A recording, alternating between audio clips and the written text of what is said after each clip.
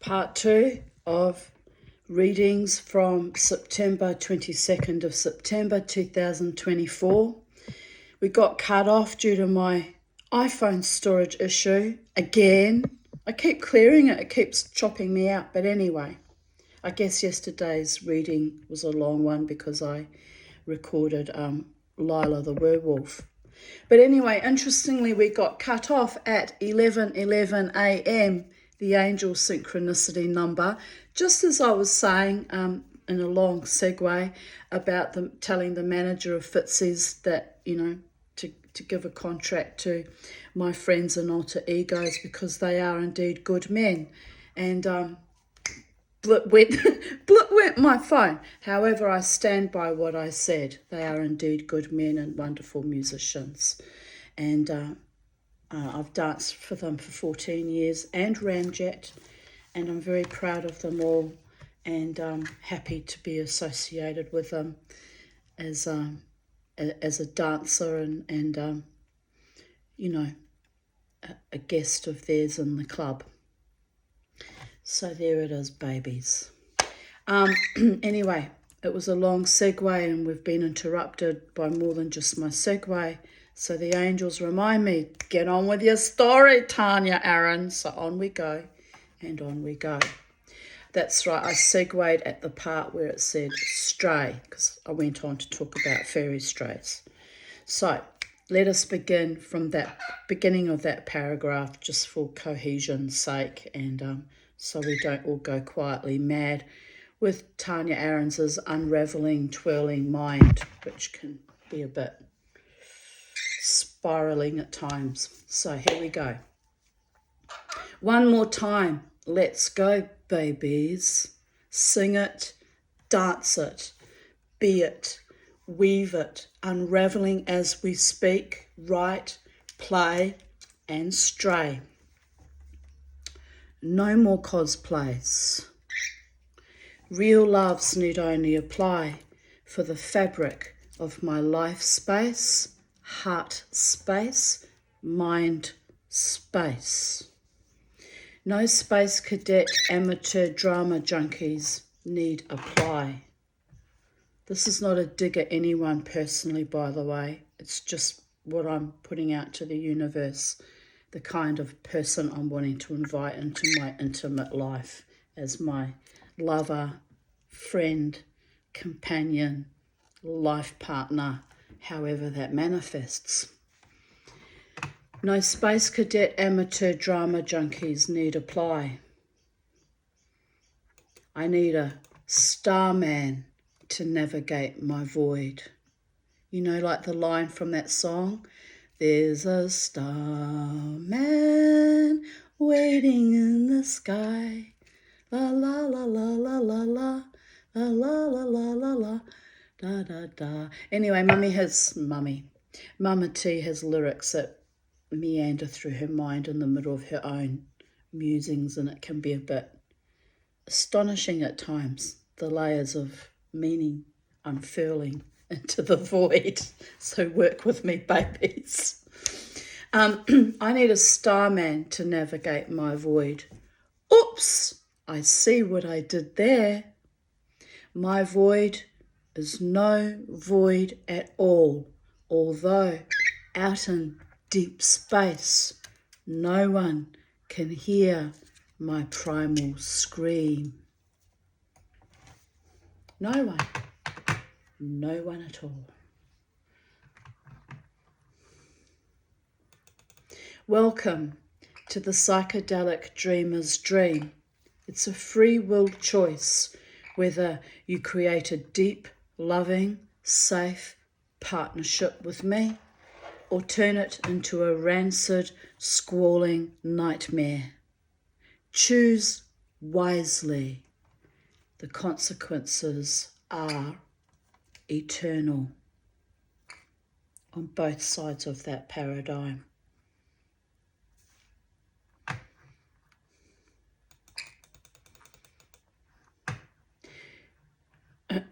So that was this morning's musings completed, and now we begin with the 22nd of September 2023. 1 year ago. Even though I am utterly grief-stricken over my dog's death, my daughter's sadistic cruelty to me, and my current fight to get proper medical treatment for a long-standing issue that will ultimately lead to my death, my hero and champion has found me a specialist who will kindly consult with me in October. For every demon, there is my angel. So after receiving his hope-inspiring news that I may have more time on this planet, if it's not too far gone or too late, I set to work this afternoon soldering each jump ring on this bracelet I made about 2 years ago. I also polished it up. What a mammoth task. But I am exhausted, yet delighted, as I love this bracelet, and when I wore it to the Goma exhibition last week, my last day out with my daughter, it fell apart and I was quite upset. Now I have remade it. It should not fall apart anymore. One thing in my life that has been restored to pristine perfection. It was a bit touch and go, as the snake is not sterling but plated zinc alloy, and I almost melted it, as I did with the original piece I made. But my skills have improved somewhat since then. I used heat sinks, and even then it came close to losing this piece. It also went coppery in the pickle, due to the zinc alloy, so I spent hours and hours cleaning it up with a brass brush and toothpaste, then white polishing compound, and then rouge, and then another scrub with toothpaste to remove all the residue polishing compound. So here I am, 5:18 p.m, accomplished. Not bad for a dying woman. Or I perceive I'm going to die after years of serious bladder issues. But I'm going to rest now, then get ready for some defiant, wild dancing. Dancing in the face of my own dying body, because I can. Life is precious and meant to be joyous, triumphant, loving, and carefree, even in the face of death and despair and grief. Much love goes out to my courageous doctor who has fought so hard for me yet again. To my true friends, mumble to the rest. Oh, and Shabbat Shalom. Hashtag Titania's realm. Hashtag sadists accuse me of boundary violations so they can kick me when I'm down. Hashtag arise and shine in the glory of the Lord. Hashtag love is the law. Hashtag honor thy ancestors. Here's the photo I took of my bracelet that I had remade by soldering on all the jump rings, thereby it can't fall apart anymore when I wear it out. Well, I haven't worn it for a while. I've been wearing the other snake one. But anyway, I love it. I love that I've been able to make beautiful things, and when I wear them, when I get moments where I need grounding, if I get anxious or I've got some far too passionate but unavailable man hounding me down, as happened on Friday. Lovely man though, but just out of order. I look down at my rings that I've made and my bracelet that I've made and my Viking talk to remind me that I'm powerful and a powerful warrior of spirit, a warrior goddess. Not a real goddess, you understand, don't want to upset the gods, but a warrior goddess of heart and mind and body and spirit. And I look down and these little things just all remind me in that moment and ground me back to reality, to take joy and delight in my being and not to let the bastards grind me down, and to love the ones whom I love, whether they love me back or nay, and to just enjoy every moment of every day as the beautiful gift, the fabric of the universe that it is, and to carry on being awesome. Living my awesome life and being as awesome as I possibly can manage given my rather unusual circumstances. Here's the chain attached to that bracelet that I had, as I said. And then we get the blue flashy light thing again. By the gods, that's annoying. But anyway, it was being good, wasn't flashing.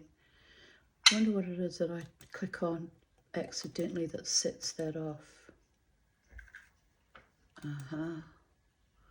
Now it's gone small. Now it's gone big. Now it's gone.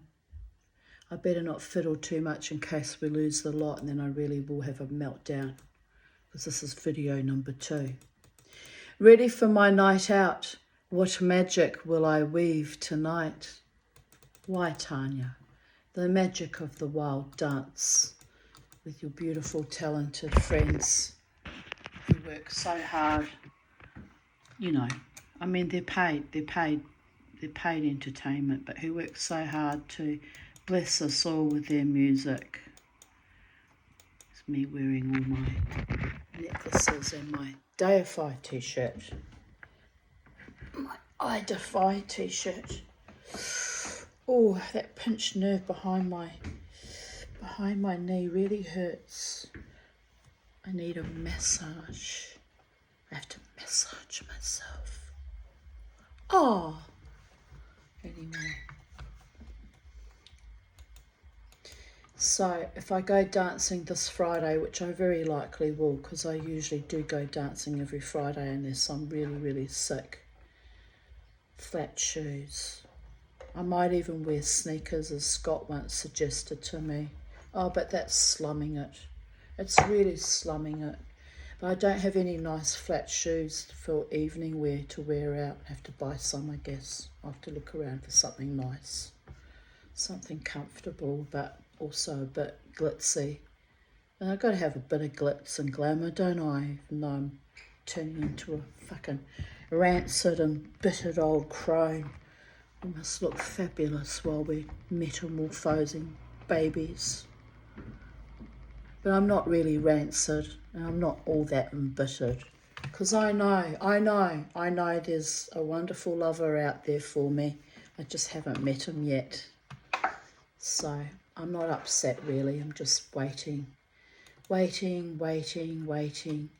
Penelope with her spinning wheel, unravelling and rebuilding and unravelling and rebuilding till Odysseus comes home, am I right? Well, I don't have a hero like Odysseus married to me, lost out in the wars of Peloponnesian wars out in ancient Greece. I've got no one to wait for. So what am I waiting for? I should just take what I want, am I right? But let's not be greedy. Let's behave. Mama T can't take what she wants without it harming others, so I won't be doing that. Here I will continue writing. 2 nights in a moment of wistful, nostalgic, momentary, romantic whimsy. This is a very potent day, the 22nd of September, going down in memory. Hello. It's the equinox, isn't it? Spring has sprung. Be afraid, be very afraid, babies. Don't worry, I behave. I just see the funny side of things sometimes. Where was I? Let's read that again. 2 nights ago, in a moment of wistful, nostalgic, momentary, romantic whimsy, moving between mood fluctuations that I surf so well, and in that moment feeling a tiny bit bereft at my lack of family and love partner, I asked Spirit with a capital S, meaning Great Spirit, meaning God, Creator of all that is, was, and ever shall be, whom is my one true love? I know. Stupid rhetorical question that hangs over my head like a slicing sword of Damocles, or like a brain extraction from some evil interdimensional creature, but like the evil queen in Snow White, I must occasionally play nicely with the gods and ask these questions, more out of idle curiosity or subterranean grief, rather than expecting a fully fleshed out manifested lover man to appear like a genie popped out of a bottle. No 3 wishes or fairest of fair mirrors, as the Tanya has grown older and circumspect.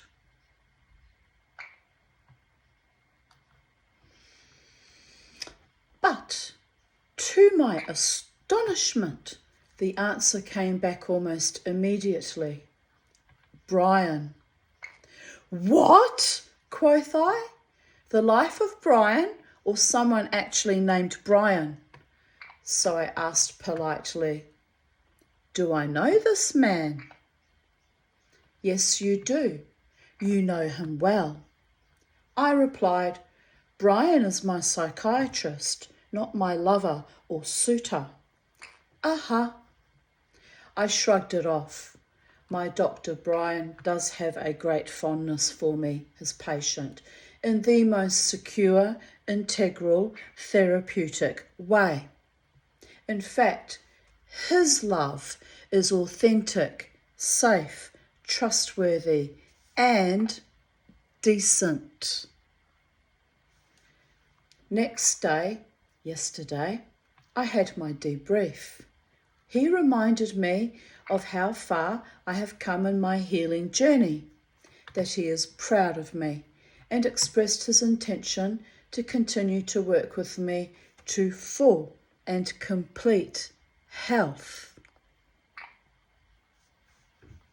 When I got off the phone, I realized that this was the most potent and staunch and determined love I have ever had with any man, including those from my family of origin.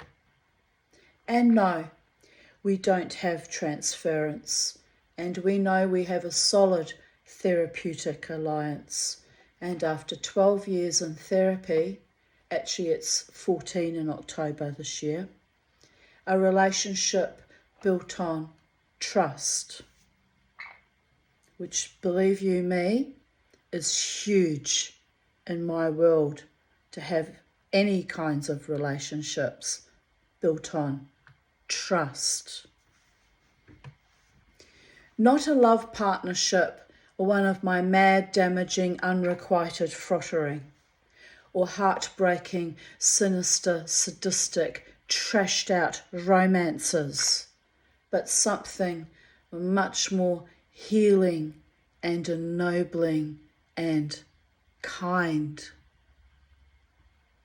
So it occurred to me that my spirit messengers, cheeky little tricksters that they can be when they tease me mercilessly about my love life, are actually telling me the truth which is another example of a relationship built on trust, because I have trust issues even with the unseen ones for quite obvious reasons.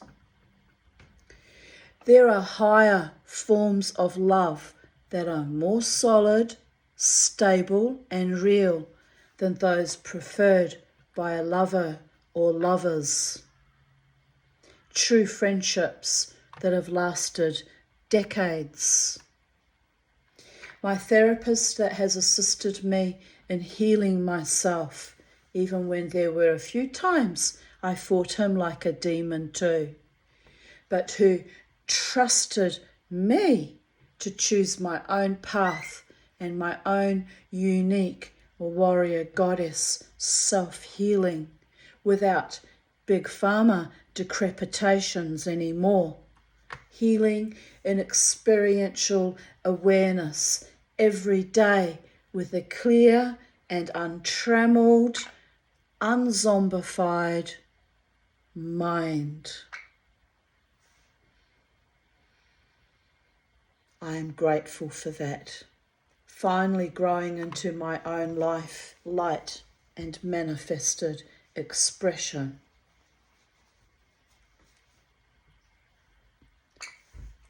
The Tanya.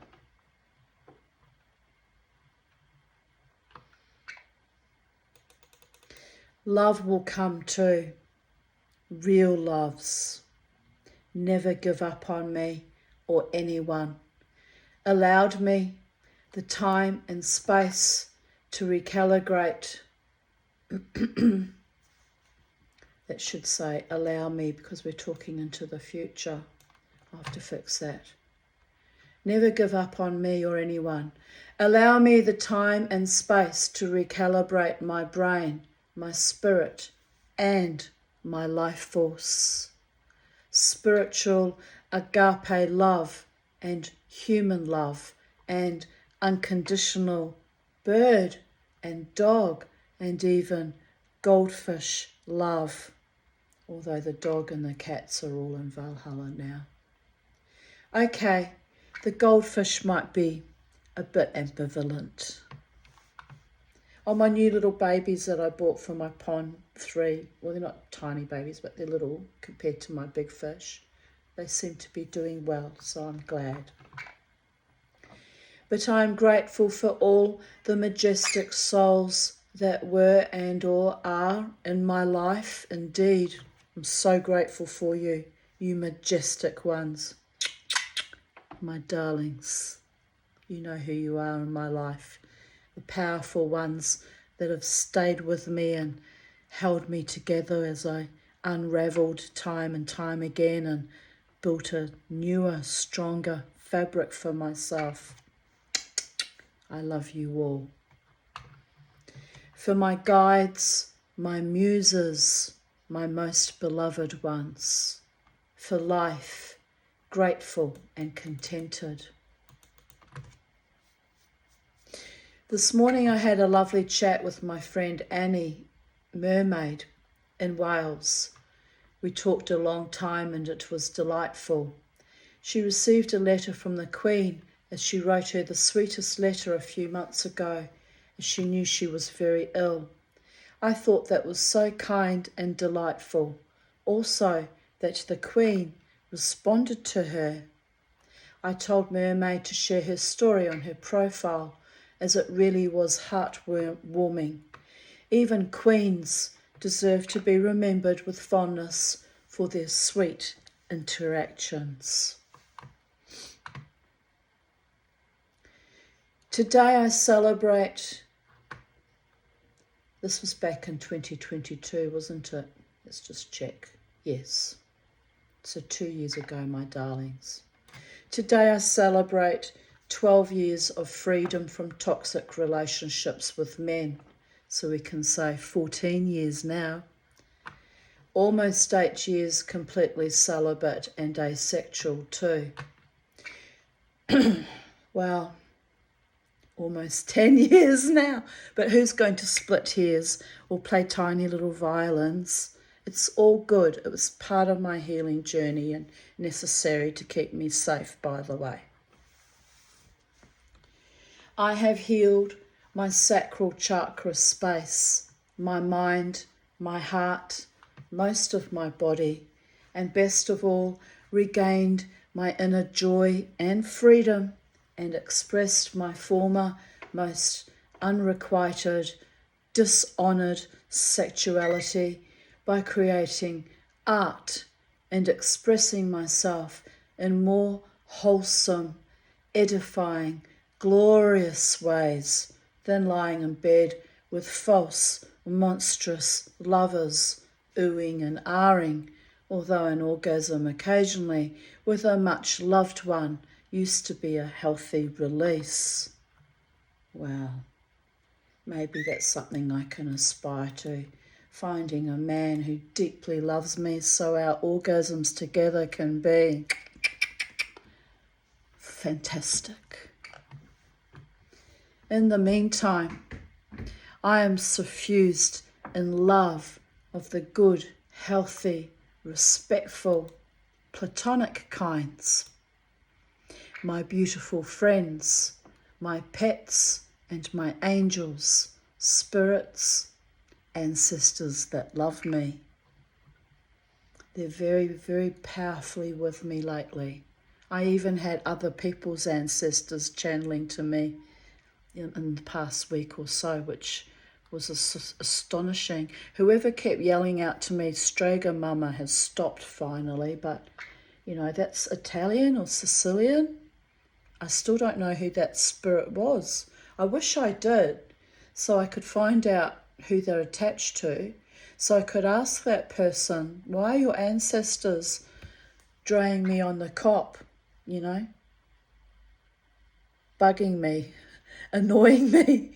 I have a feeling, I'm not going to say, but I have a feeling I know who it is too. And it's very powerful, because if it's that person, they're in a fight for their own life at the moment, struggling with chemotherapy. So I need to ask him one day when he's better. I don't want to stress him out with this nonsense now, but when he's better and healed, I will ask him one day if he has Sicilian or Italian ancestry, because then it will make sense as to who's been at me. Strega Mama, because they know I poured intense healing into that man, and continuously do so, because I want him alive, I want him well, and I want him continuously making his beautiful music. To you, my darling. So, but I could be wrong. It might not be his ancestor. It could be someone else I know. But it was odd. It was a bit odd. I'm thinking quite deeply about that, how the energies flown, that I flowed to him, is kind of subsiding and ebbing and flowing, kind of trying to find its equilibrium, but flowing back to me. And it's okay, but it must be a healing and a life-affirming symbiosis, not something that unravels into something dark and frightening. So I'm conscious of that. I'm holding that very, very powerfully strong, because I'm holding that space for him, because I want him healed. But bear in mind, I am not God, and I'm not particularly all that powerful, and I don't have the final say, and none of us do as mortals. So it's kind of a powerful, constant intention I'm pouring into him, making sure that he's okay. And I've done that with other friends too, and fortunately some have gotten better and others have not, and have gone on into the next dimension. And as painful and as upsetting as that is, that too is a form of healing, because when our time comes, our time comes. So, but I'm holding everything very, very consciously, securely, tight. Even my spinning was over tightened and snapped off. See, when you hold things too tight, it too can unravel against your own will. So do not do that. Don't hold to people too tight. Let them be who they're going to be.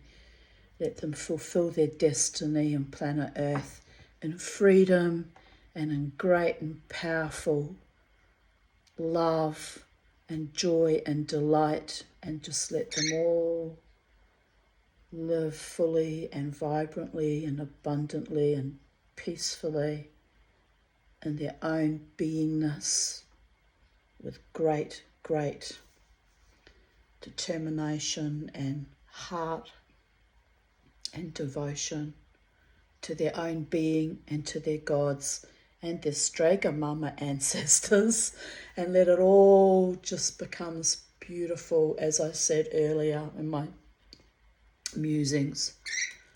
A blanket, not a fucking smallpox blanket sold to the Native Americans. None of that, but a beautiful unfoldment of a rich blanket woven by our own hearts, minds and hands into something beautiful and ennobling and life affirming and strengthening and loving. If I invite you into my blanket, you must see that as a huge gift and an honour, or I won't be sharing my blanket with anybody. I like to blankety blank alone comfortably in my own bed anyway. Been doing it for 30 years nearly. So, but I'm talking about that feeling of comfort and deep love and protection and safety and good health and abundance and loyalty and fidelity and trust, and the peace that comes with all of that, which is the greatest peace of all, and priceless to attain that level of peace, knowing that you're loved so deeply and so honouringly, and that you can trust in that love, is the greatest peace of all, my darlings, from one who knows the alternative and how that played out in my life since very early childhood, by the way.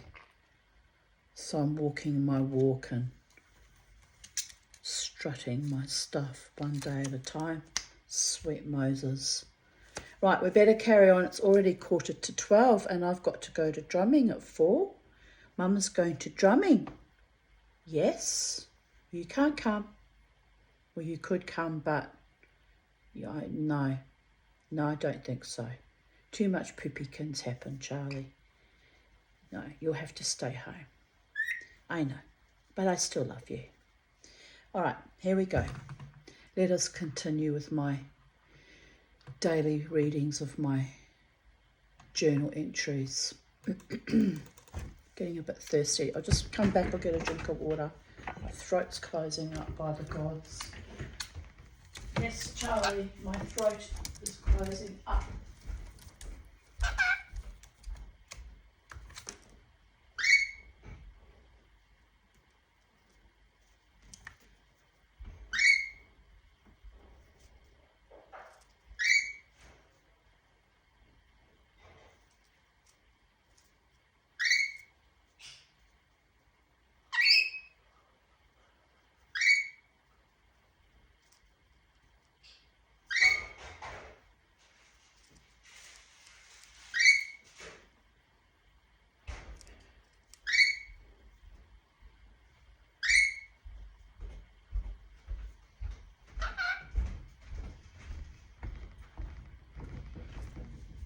Oh, the pain in my left thigh is bad.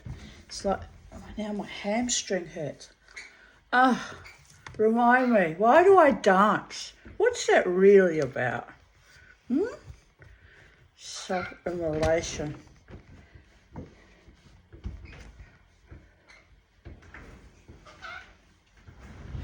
Self-immolation, babies.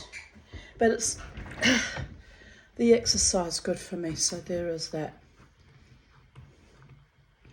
Right, I just finished saying I'm suffused in love of the good, healthy, respectful, platonic kind.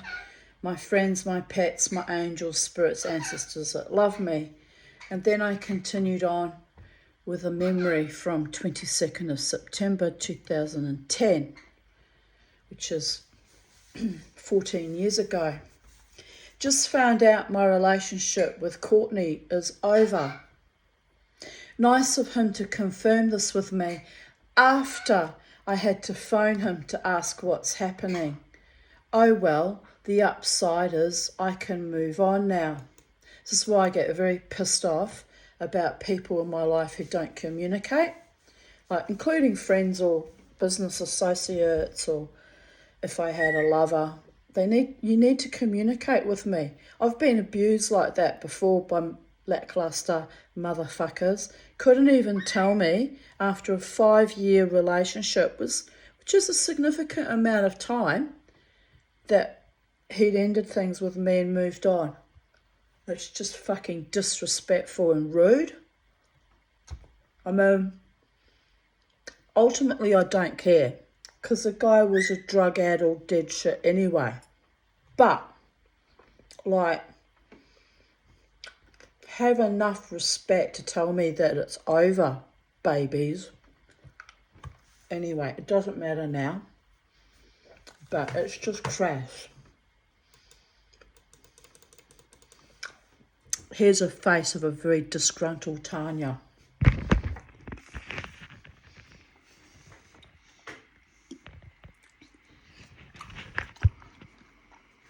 I just find that funny. That's why I did that. He wasn't dealing with a child, he was dealing with a real woman, but he's too stupid to realise that. Behave like a child, I'll treat you like a child.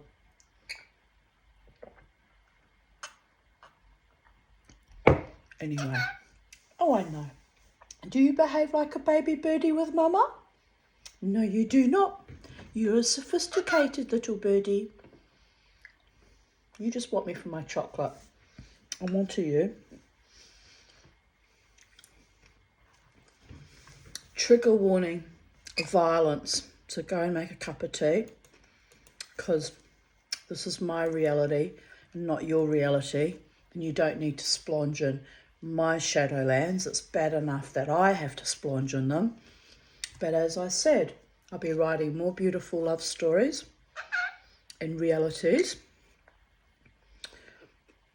when all this is over on the 4th of October, which will have just be 2 days into the new Jewish year. And the beautiful stories have already started being written for me. As I wrote earlier, my processing when I woke up this morning, working things out in my mind. Who I am and who's coming with me for the ride, babies. Not a ride to use and abuse, but a ride to sail into the sunset with me and make sweet, sweet love and have a beautiful life together. One day, eh? One day, Charlie, one day. One day. Yes.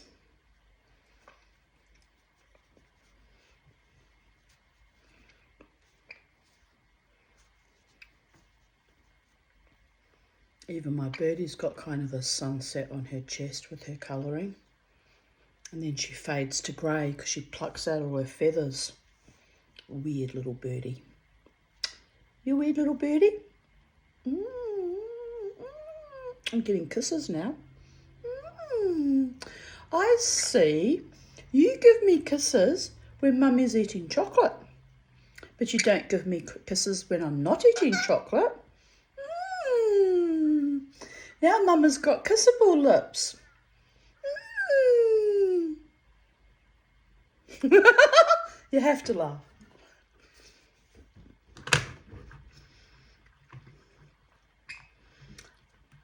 So I wrote this update 22nd of September 2021, laughing out loud.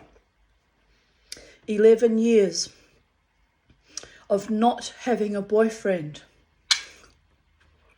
Try 14 years now. Do I look bothered? Do I look really bothered?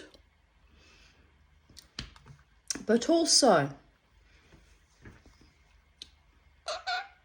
I thought you pooed on me again. Did you? No, you did not. All right. But also 11 years of growing back into my own self and working out who was real in my life. Charlie is, but only if I've got chocolate in my mouth.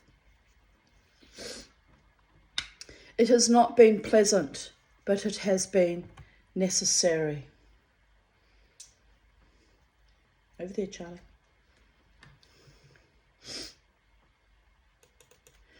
Courtney was so non-committal. He could not even attempt to kill me with his own 2 hands, like the other cunts did. But got his neo-Nazi douchebag friend to threaten me with an ornamental samurai sword. Sad asses. Like all bullies and inadequate men. Weak.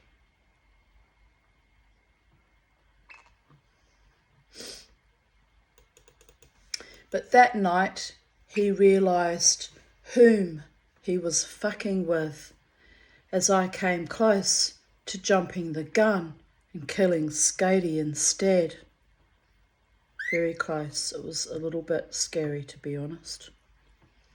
I had the upper hand as I was stone cold sober. Later on, his mother hid his brass knuckle duster as he had threatened to smash me in the face with it. I still thought it was one of his drug-soaked paranoid delusions. No fool. If they threaten to beat you or cut you, if they threaten to beat you or cut your head off, they are not joking. Just remember that, girls and women and men, if you're in domestic violence relationships. Just remember that. They start threatening that, that's going on in their mind. They're not actually joking. It will only keep escalating.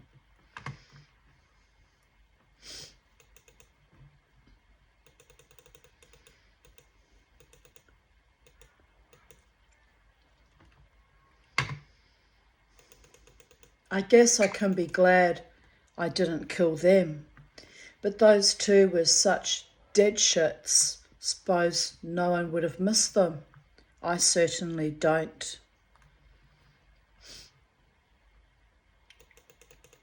22nd of September 2021. Earthquake in Victoria. Wow, we really have earthquakes in Australia. Crazy, although they're getting a bit more commonplace than they used to be. Just usually very tiny, just tiny earth tremors, nothing like I actually lived with constantly in Wellington, New Zealand. I had a lovely day. Lynn visited and brought me some delicious treats. I cooked up the chicken pieces this evening. Crystal just left. She brought me lots of lovely viola seedlings, which she says are edible. I thought only heartsease were edible. She mentioned she is making creams for pain relief for her friends, so I gave her some small containers to use for that. Bobo was so excited to see both Lynn this afternoon and Crystal this evening. He was ecstatic. I showed Crystal the jewellery I made in recent days, and she suggested I make another snake bangle. I am not sure I can bend it, as the spoon handle is thick silver, which is why I cut the spoon bowl off the other one I made. But I might give it another try with the second spoon. I'm really enjoying working with silver flatware, even though my skills are rather limited. I still need to learn to solder properly. Do you want me to show you both those snake bracelets? Like I showed you the photo of one of them, but do you want me to show you? Oh, you've probably seen them before. You've probably seen me wearing them. But then on the other hand, you might be new to my channel and you might not know what I'm talking about. So I'll cover both bases because knowledge is power, babies.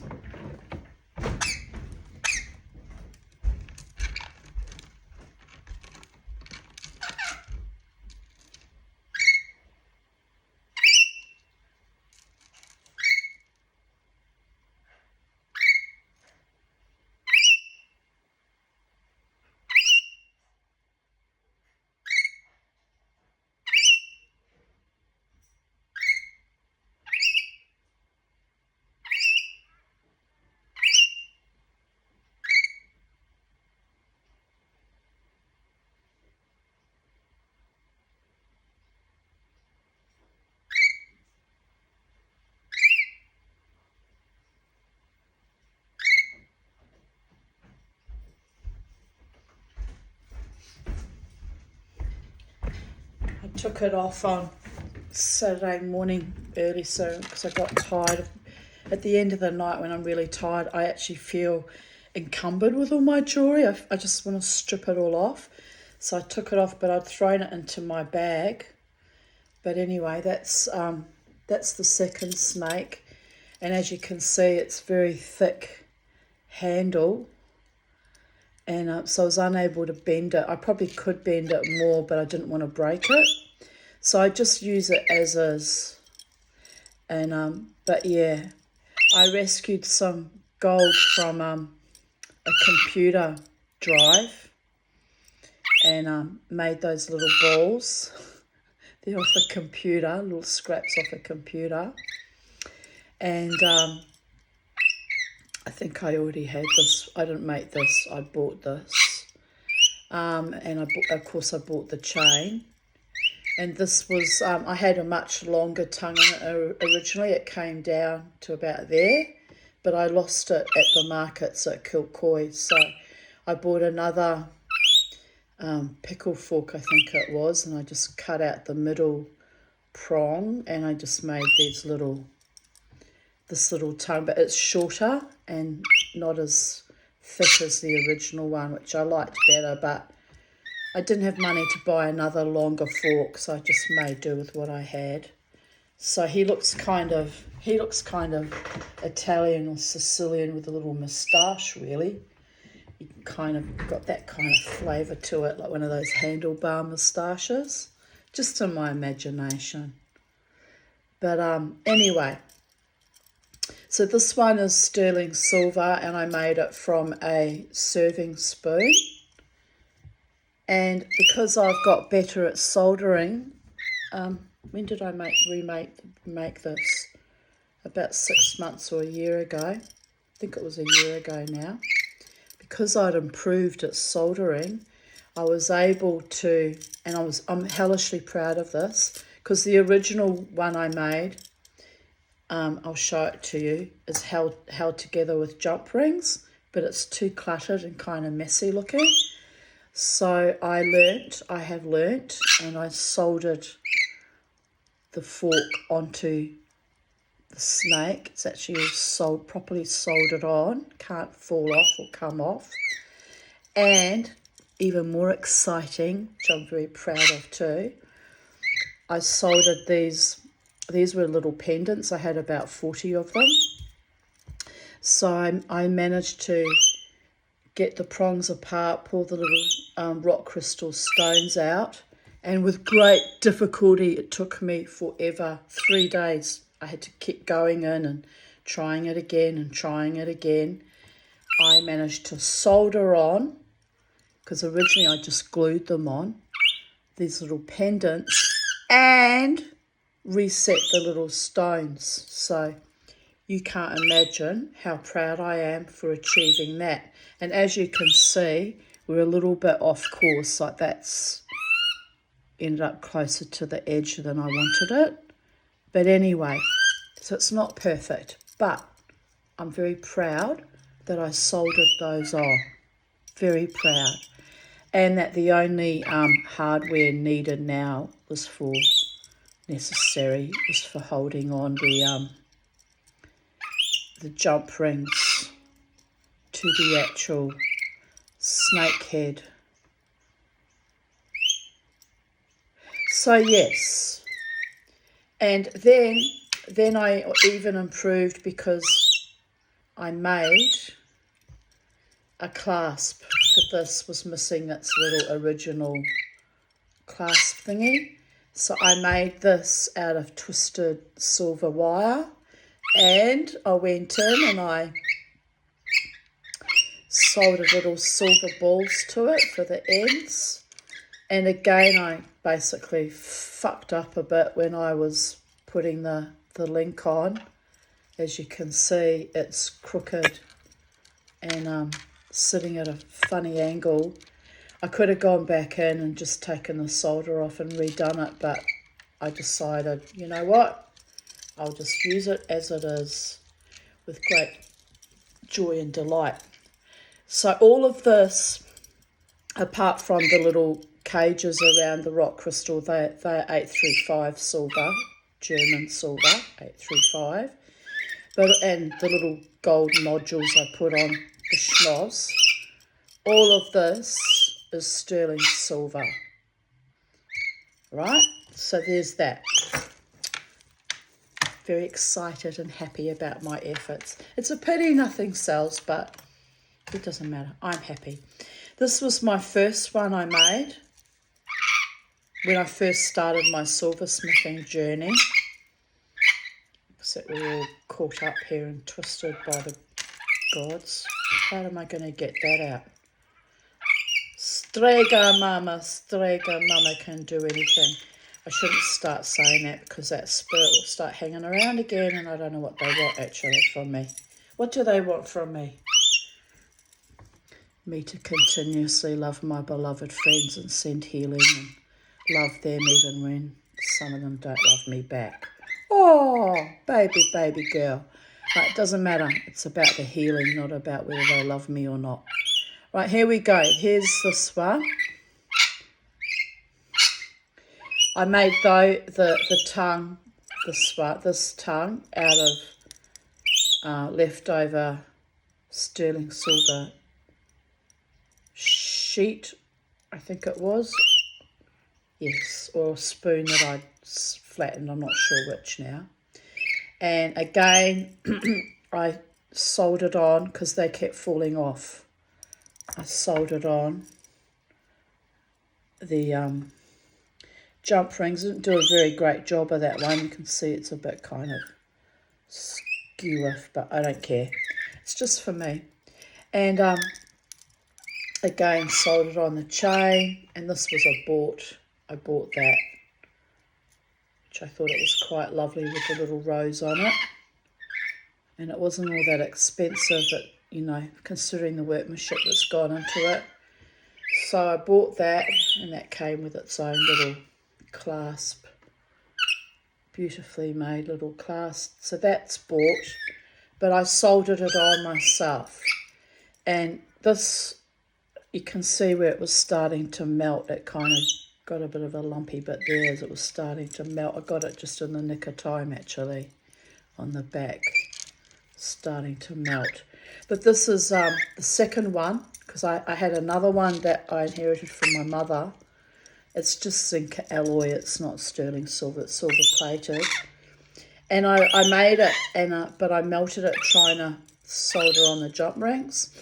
So I gave up on it for about a year, and it upset me so much that I failed that I went and made this instead. That's part of the pattern that were on the spoons, but I like that it looked like little curls. And then I decided to try and do engraving, but I don't have proper gravers, so these were all done with bull burrs. That's the word, bull burrs. So, but again, I need to go over them again with a real graver if I get round to buying some. But this one already had the patterning on it as part of it's how it came on front and back. So, so I was trying to kind of emulate that with this, but with my own kind of design. And so what happened with this one? See, it's starting to get corrosion at the back too. But anywho, I bought these little rhinestone little rivets, which someone in the bling group that I had joined suggested I use rivets for eyes.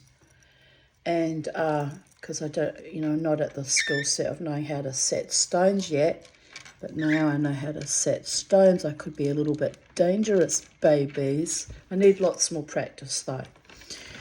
So yeah, anyway, so there's that. But the exciting part, so you can see where it had worn off, the silver had worn off, and we're just down to bare base metal there. But you know what, it doesn't matter.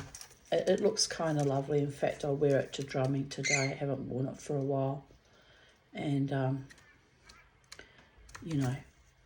when it wears out, if it wears out, I have the ability now and the skill set to make another one and another, as many as I want, as I can afford the real sterling silver serving spoons. Am I right?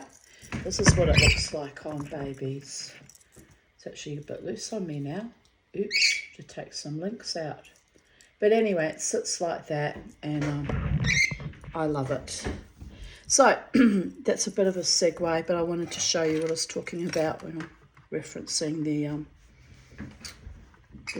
skills and the soldering and the snake bracelets, so you know what I'm on about. Right. Because communication is everything, and sometimes you need to go into depth and explain things, how things really are. I made these too, my little doggy earrings, from little ornaments that my mother had. She used to take to the markets and sell them. And I thought they were cute, so I turned them into earrings. So there you go. It's all very lovely. It's all very lovely at Titania's Realm. Creating things out of leftover objects and recycling and reusing. Here I write, this is still in 2020. We were in 21, weren't we? Let me just scroll back. Yes, 2021. Moon rising. I took a photo of the moon because I've got a wolvish spirit, a guardian spirit, and very powerful guardian spirit. And on full moons, my guardian spirit and I get very enervated and like to howl, although I'm not actually a werewolf, as in I don't go around turning into an actual wolf and killing things or people or animals, because I don't like killing things. But that sense of awesomeness and magic and wonder always comes out in full moons and in storms, babies. So it's delightful, but it can be a bit frightening to people who aren't magical like us. They find us a bit weird. Us meaning me and my other magical friends. Finished engraving this ring, it says Shalom in Hebrew cursive script. You can never have too much peace in this world, am I right? Indeed. Don't chew that, Charlie. Don't. Naughty. And yes. Shalom, babies. Shalom.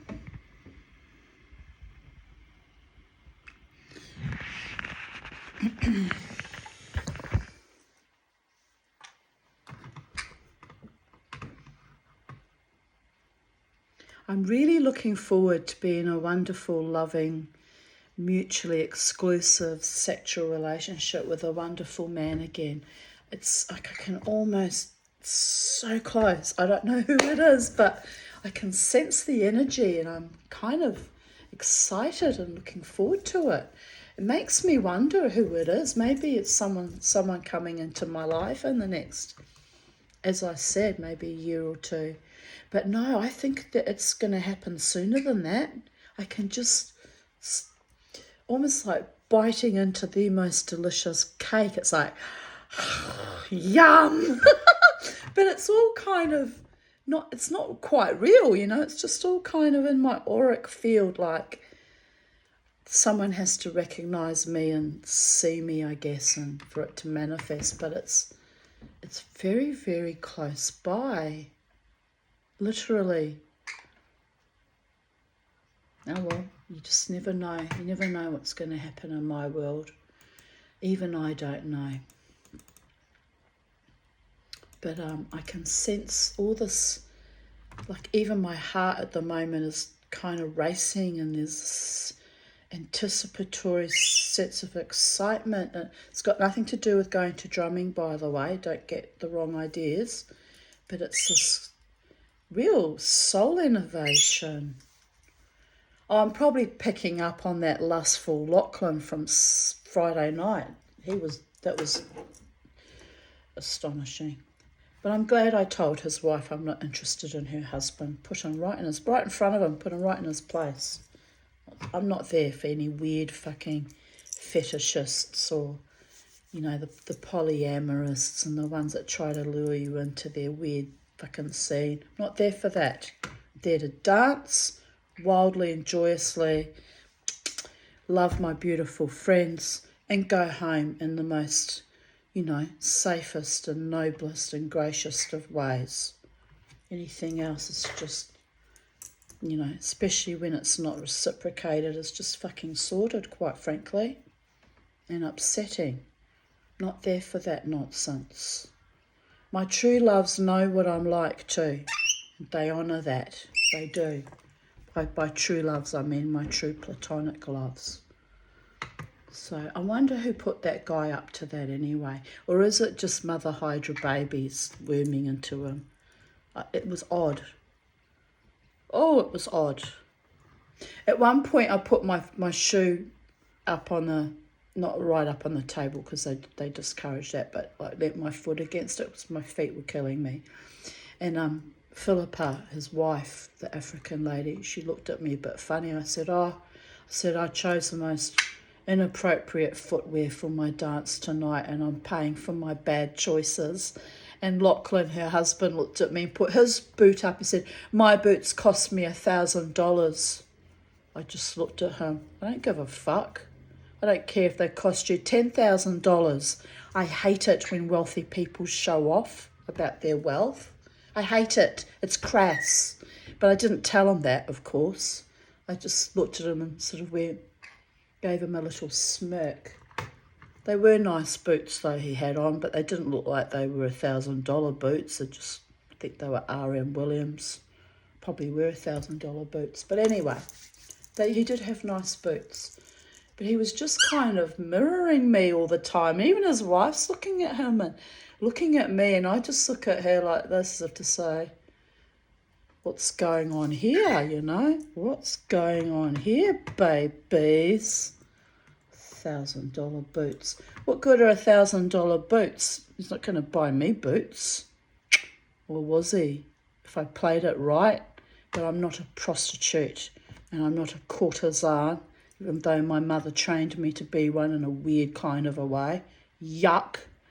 And I'm not a dominatrix, and I don't need a man to lick my boots or buy me boots. I just need a man to walk in his own shoes, be his own man, and be an equal to me, a king to my queen.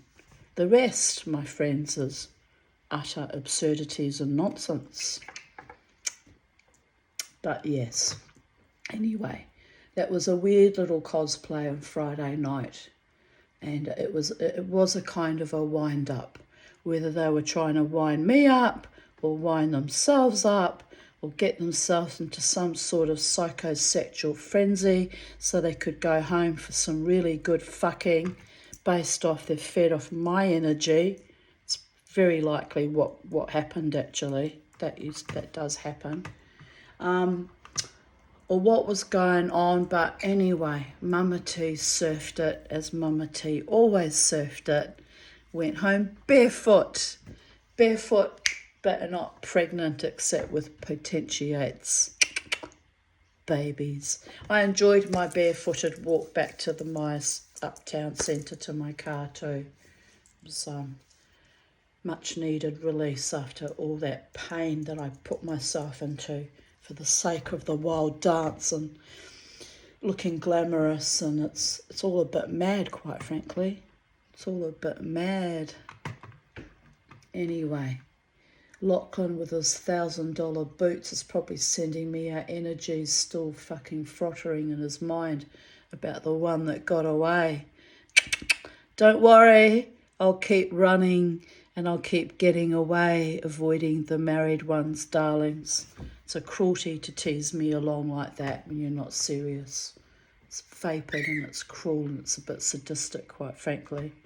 Everyone in the club knows I'm waiting for my truly loving one, not unavailable teasing men. Honestly. I have to smile, you know. I do have to smile. It is a bit funny sometimes. Working on these earrings in memory of my beautiful socks and Sophie. Now I need to work out if I am engraving them on or painting on with enamel paints.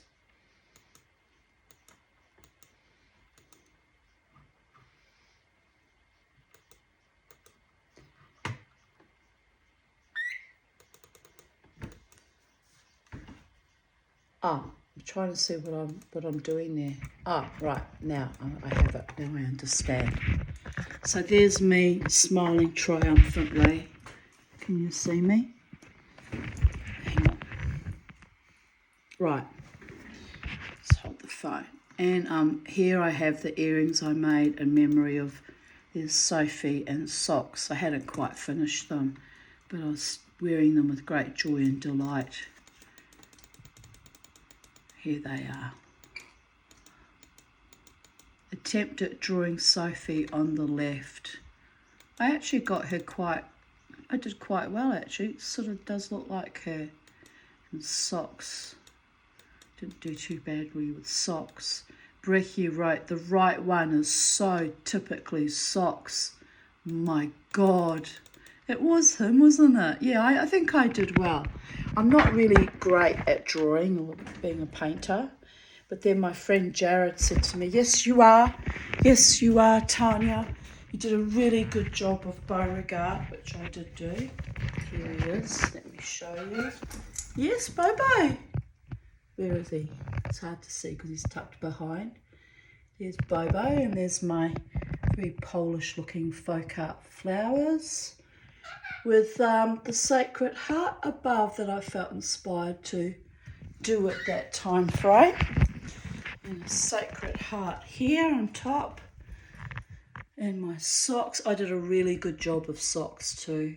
This one's really quite lovely. And these, so I keep putting, and I also did these little flowers, folk art flowers on there. So I keep saying I'm not a very good artist, but I kind of am when I put my mind to it. But anyway,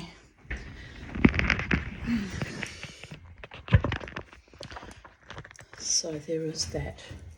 I'm actually thinking about when I've learned to spin wool properly, making more weavings, and I'm also have been thinking about doing actual paintings.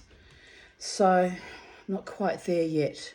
I'm just teetering on the edge of the diving board because that will be a whole other journey to go into, and you know, fear of failure, fear of success. 11:11 p.m. Make a wish, smiley face, because it was 11:11. 22nd of September 2020. Gar, dentist appointment done. I have another appointment next week as the tooth he worked on last week is still painful. So he did a filling on the second tooth and worked on the sawtooth. Hopefully next week it will be pain-free and nothing major needs doing. Oh, dear goddess. Don't even go there, girlfriends and guy friends. Feeling very fragile as no pain relief on the sore tooth. So I had to put myself into a dissociative state, i.e. mentally float in Byron Bay, which is my happy place I go to when I'm trying to disassociate from pain. That is the magic of that place. It can help me disassociate from pain, babies. Pain. I put my other snake bracelet on, so I've got 2 on now. Ah yes, they're facing each other. Right. Feeling very fragile, there's no pain. Oh, I've already read that. Sorry. Let's scroll down. So I'm not happy about another checkup next week, but of course I fear an abscess. I will be glad when this is over. I just cooked the best bolognese in months. Having a working stove with all 4 elements firing up a decent heat makes all the difference. Happy, grateful Mama T here. Indeed. Here's a photo of my bolognese. I don't make real bolognese because I don't eat pork. Just saying.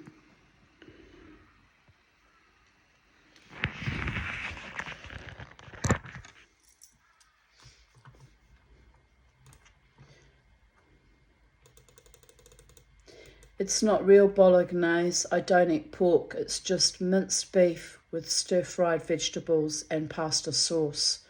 I should really call it bollocks-naise.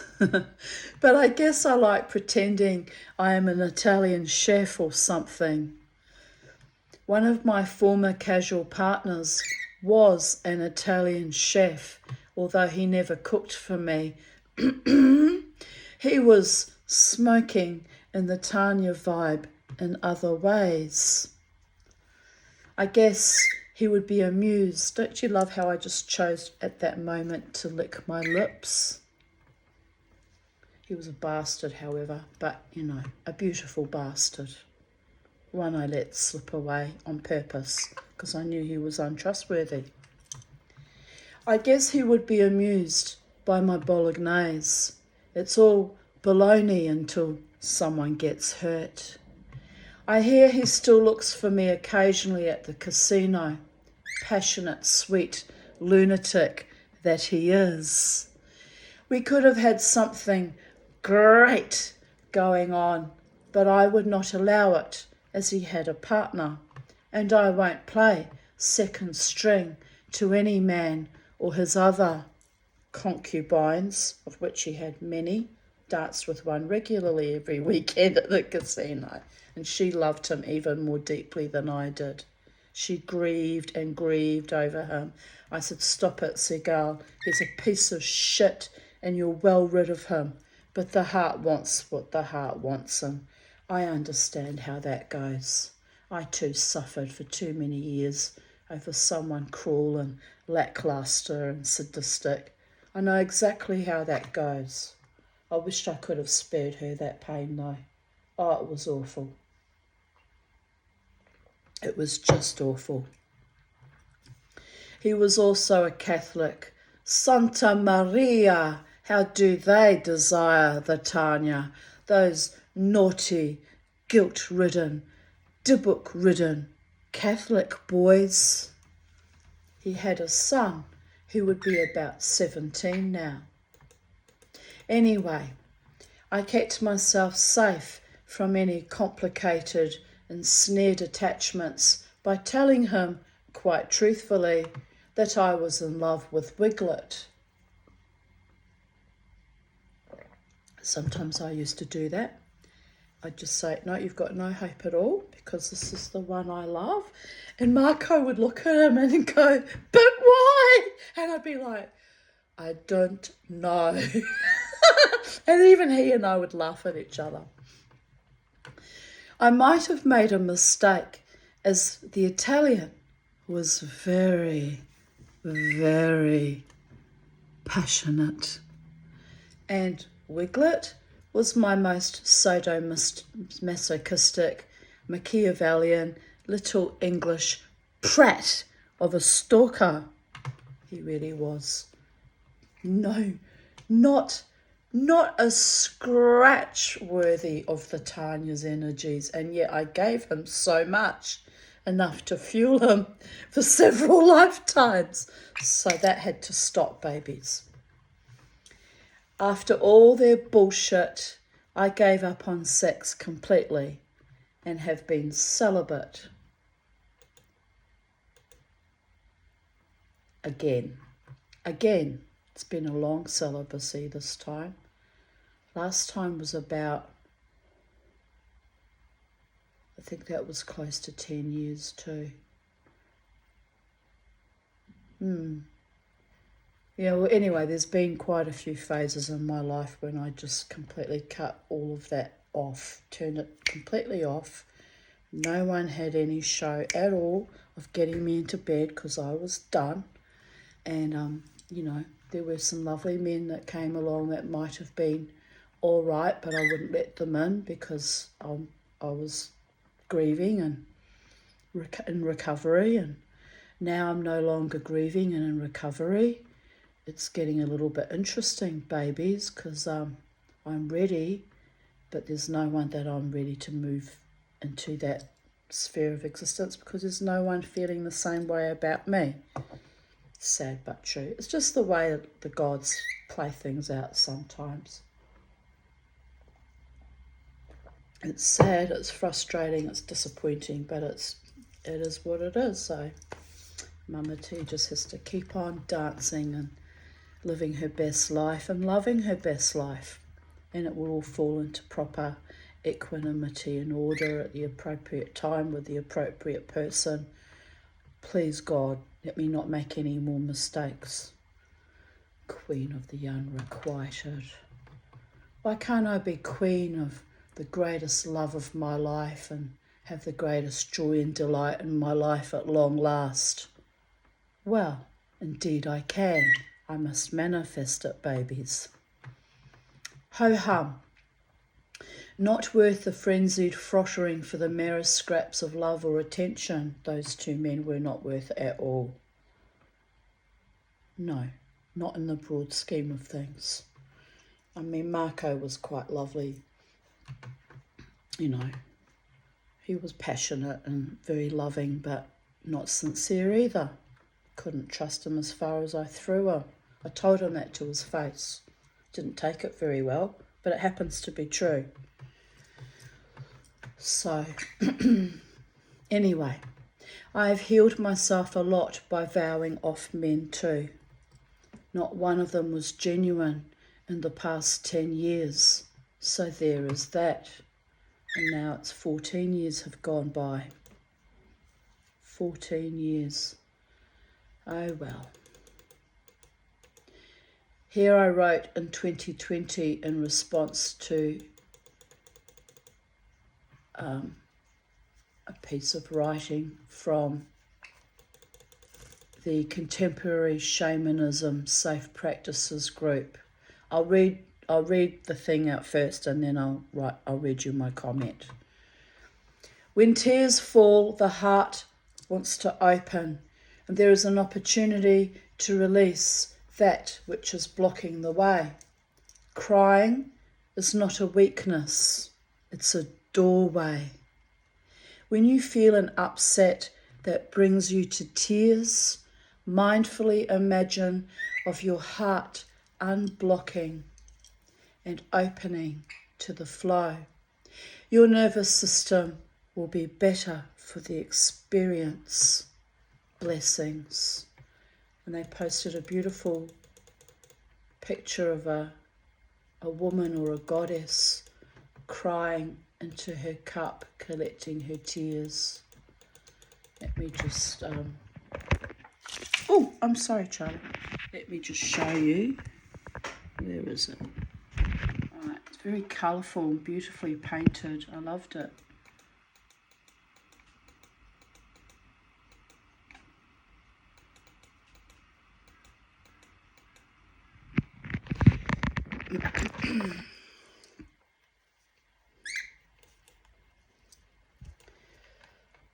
Oh, dear goddess. hot in here now. Open the window more. Can you open the window, have fresh air, Charlie? She says, oh, Mama. It's a good idea, Mama T. So I wrote, my sadistic parents and sister, half-sister, used to chastise and humiliate me for crying. They were really evil. They really were disgustingly evil. I cried anyway, and often. It sustained me through those awful relationships with sick, perverted, evil bastards throughout my life. These days, I rarely cry, except tears of joy on occasion. I am hollowed out like a dried up husk, but my tears are cleansing and purifying, and I honour them as great gifts of heart and soul. And I noticed sometime around 2023 that I started getting all soft and emotional again, started crying again. And honestly, I don't know if that's good or bad. I actually kind of found it kind of easier to cope with life when I cried less often and was less malleable and less soft and less easy to be brought to tears. But now I'm quite emotional again and cry quite readily, and it's disturbing in a way. So I became even more softer and emotional after October last year when I caught COVID, and I don't know if I'm all that happy about it. But I guess it's just part of the healing journey, moving in and out of emotional states and being comfortable again with being soft and raw and open and tender, like the first unfurling tender fern or a opening blossom. It means I'm opening to life again, I guess, which is very much a good thing. So I'll go with that.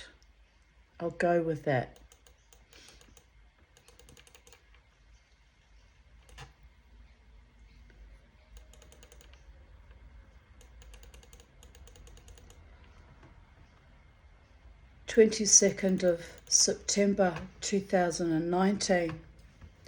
Good morning from my wild kookaburra friend. He's a beautiful bird. He's just a little bit tucked behind the branches of the tree, and he blends in so well. But can you see him? He's a stunning bird. Watches over his mama T in the garden. When I give him bits of chicken, he's always so happy and whacks all the pieces of chicken and so full of joy and delight. I have so much love in my world, people of Earth, that it's actually a bit silly when I get upset over not having a life partner or a man who's deeply in love with me and passionate and joyous and choosing me day by day and by night. It's actually a bit ridiculous and silly because look at all the beautiful love I have in my life. Little Miss Charlie and the kookaburras and all the other wild birds that come to the garden and wonderful, kind friends. I have so much goodness in my life. I really do. I must constantly remind myself to not focus on the things I'm missing out on, but relish and delight in the things that are already here with me now. I continue writing, just remind myself, it's 2019. Well, I was still in recovery after that dreadful surgery and near-death experience, by the way. So here I write, the Tanya's schizophrenic trepidation of the holy day season begins. Rosh Hashanah next Sunday evening, Sai, then Yom Kippur, Simchat Torah, then the Christmas mishigas, the Christmas insanity, that means. And our beloved Chanukah. It's the season to be jolly, holy, conscious, and to be sorry for our human failures and eat a lot, then spend lots of money, like a blessing and a curse. Choose life. I need a cuddle just thinking about it. But last year was very spiritual, including a shul haunting via a Yizkor list. Yes, I'm still going on about that, because for the love of God, even the Jewish holy days are not safe from my mother. Falls off perch.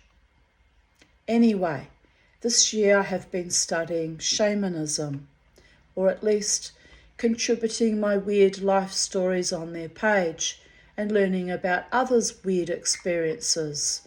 And it has been a balm to my beleaguered soul, neshama, to learn that I am not alone with my assorted band of interdimensional tricksters, love rats, and angelic protectors. So I feel more at peace in the world. And stop it with the Strager, Mama. So I feel more at peace in the world and more loved and accepted than I have been in my Jewish community. Sad but true. Although Mrs. Bernstein recognised my spirit back in 1994 and even told me she sought counselling with her friends who were nuns, who encouraged her that I am normal, just touched by something greater and inexplicable, and that it made my life unique. Thanks, sisters. Can you imagine Catholic nuns whom I have never met telling my Orthodox Jewish conversion teacher not to freak out about me because I'm a daughter of the gods? Just sit with that for one moment. Let us all take a moment. I'm going to take my glasses off. Let us all just for one moment breathe in, breathe out. Take a moment. My Catholic ancestors sending nuns to counsel my Orthodox Jewish teacher who was teaching me and training me to become an Orthodox Jew to pass my conversion exam, which I would have passed with flying colours had they not slandered and betrayed me. Take a moment on that one too.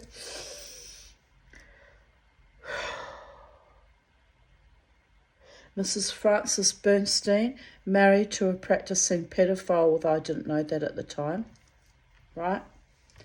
Loved and defended my honour and walk on planet Earth so much, she sought counsel from nuns who backed me up so meritoriously there without having even met me or spoken to me. That is the power of my spirit, my Jewish neshama, and my ancestors, and the magic that I have swirling inside me. Even as we speak, my heart's racing and I can feel it forming like a DNA looping tree of life.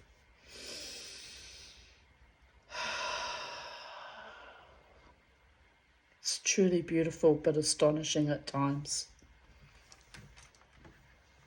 Not long after that, my marriage broke down, inevitable really, and a series of men tried to murder me by strangulation and a few sexual assaults. And after all these years later, I am still staying true to my understanding of God. Newsflash, they are not an old white guy with a long beard. They do not always play fair. They are not Santa Claus, and in my humble opinion, they are really pissed off about the whole Christian version of suffering little children. But then in truth, I was never a Christian and probably not much of a Jew anymore either. Not if it means you have to turn a blind eye to child sexual abuse. I don't belong to that religion or cult.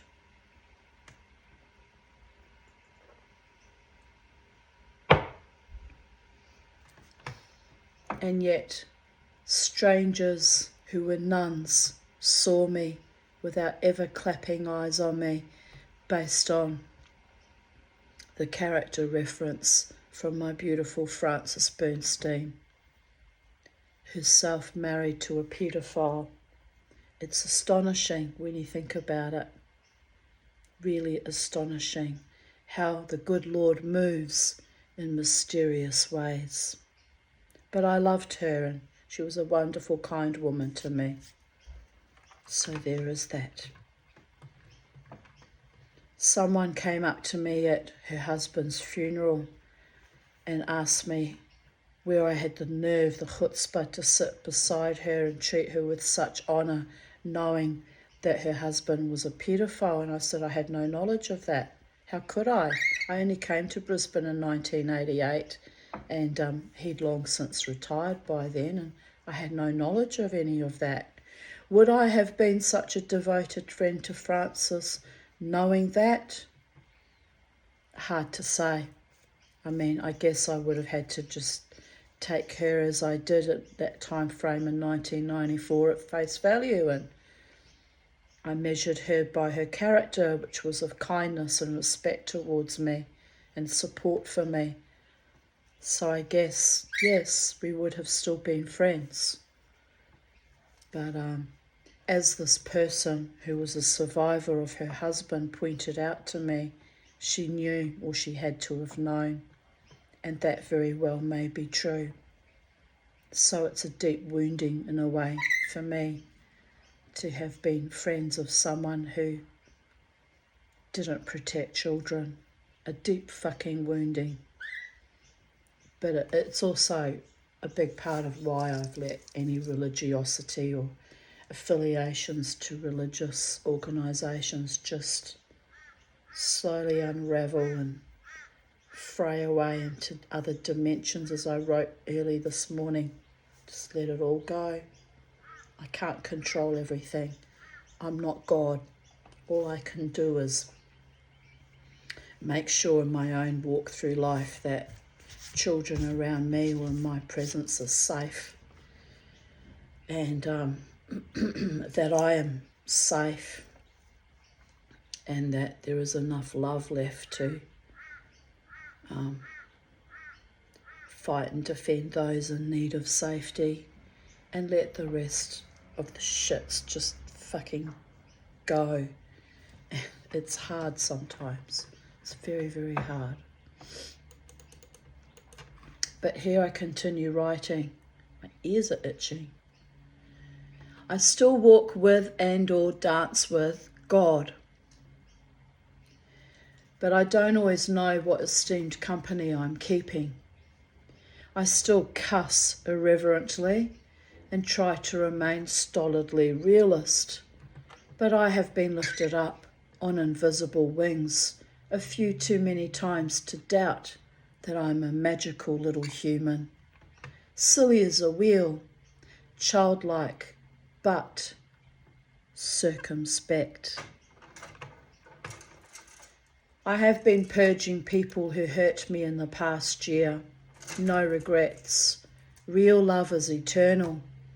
It will always bring me ones with pure hearts and minds, and out of necessity, I keep my circle small. I am not a magic meant for everyone. Complex PTSD made me this way.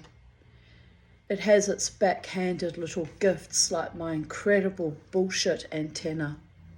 Although that got switched off for a few weeks after my surgery as my body went into full-blown survival mode, which was actually quite frightening for me to see myself in full-blown survival mode, how my mind kind of unraveled and how I had to recalibrate. It was frightening. It was a very frightening, fragile time. very, very frightening. But I forgive myself for my folly. I might be magical, but I am only human also, dragging my ass through life, one day at a time, trapped in this body, am I right? Having to make my life in a human body. It's quite difficult at times, especially when I'm beleaguered by serious health issues. Limitlessly hoping and praying for my true beloved to enter my life and claim me or reclaim me, ? No, I don't want to ever be reclaimed by former lovers who were false and cruel and feckless. No second chances, or third or fourths, none. 2 of them had 2 chances and they blew it each time, so no more chances. How many eons have I done this dance before? Probably with the same souls, am I right? Probably with the same soul group too. Nothing changes if nothing changes, babies. It's astonishing at times. Here I write, no wonder my soul gets tired. But last Friday during ecstatic dance, oi, no more yoga for me. I made an epic fool of myself as my diaphragm screamed in agony as it hated being compressed, laughing my ass off. I bent down into the child posture with everyone else in the group, but it was so painful that I was like moaning in pain. And everyone was just staring at me, not realising I was in actual fucking pain. I guess to them it sounded orgasmic, am I right? The idiots. I had to explain, I've not long ago had, keyhole surgery, laparoscopic surgery, and it was pressing on those points where I'd been incisioned, as if they cared. They were psychopaths anyway. They just stared at me like they really didn't care. Fuckers. It's another reason why it's good that I left that group. But upright on my feet, I danced myself into oblivion. And for a few minutes, my embattled old warrior goddess soul left my body. And I got a little scared, so quickly brought her back down. I lived as a zombie for over 20 years, so I like my soul where I can see it. Thank you very much. But it was beautiful and awesome, and I know I can fly anytime I like, only it doesn't look like that to others. It just looks crazy. I've since realised the other reason they turned so nasty in that group is they were afraid of my power. I hadn't done anything to any of them but being loving and kind and supportive and participating in the group. But that's what was driving them, fear of my innate power. They looked at me and thought, oh, here's this little old lady, because I was always older even in that group. Oh, here's that idiot. Oh yeah, we'll just humour her along, treat her like some kind of fucking idiot. Then they found out how powerful I am in my spirit, leaving my body, calling myself back down. It's not my fault I'm like this. I'm created this way by the gods. But, as often happens, people fear my innate power and turn toxic. It's happened many, many times. So I'm kind of used to it. I just shrug and let it go. Can't do anything. When people decide they don't like you based on the fact that you're too powerful or too intelligent or too magical, there's nothing you can do. They've found something that they can latch on to hate about you. There's nothing you can do. Just wave goodbye and let it all go. Here I wrote, oh well, you get that. I'm currently thinking about rebuilding my teepee in my backyard. The bamboo rotted out. I need to cut fresh poles and set it up again. It's like sitting under a pyramid, very soothing to my spirit. Also serves to freak out my elitist neighbours. Smiley face.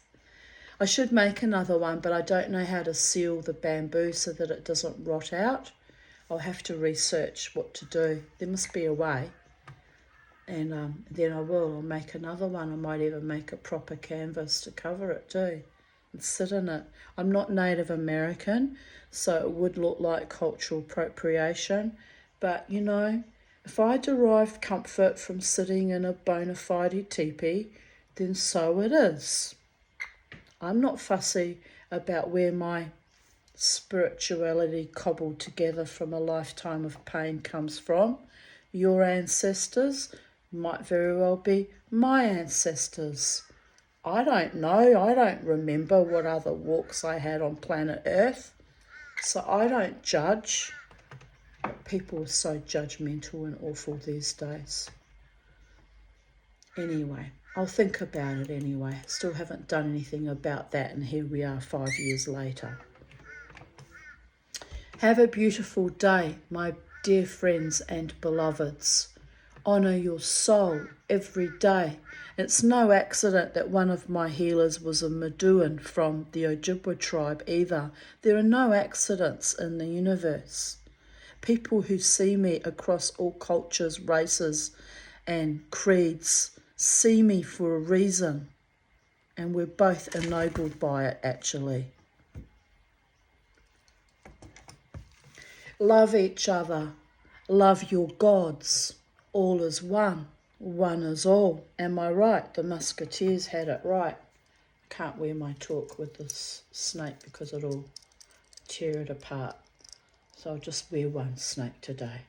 One snaky a day keeps the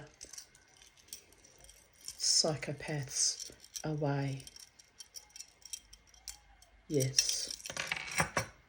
Especially the ones that fear the Kundalini and the rising serpent of energy that flows from sacral chakra up through our spine and out into the cosmos. Oh, do they fear that and try to crush that? My magical beloved ones. Love this earth and love the cosmos. Eat well. Think of me with my epic weirdness. We are not alone. Winky face. Then I shared a Facebook post, which is probably one of my own, but it's got all this code and I don't know what it is and the title's not there, so we'll have to let that one go, babies. Here I wrote, failure is my style and I must be higher than a kite by now. Oh wait, ego. I fell into that rabbit hole again. And I wrote that in response to a post from the Lights of Kabbalah. Adam trudged past the gates of Eden, his head low, his feet heavy with remorse and pain. Then he stopped, spun around and exclaimed, wait a minute, you had this all planned. You put that fruit there knowing I would eat from it. This is all a plot. There was no reply.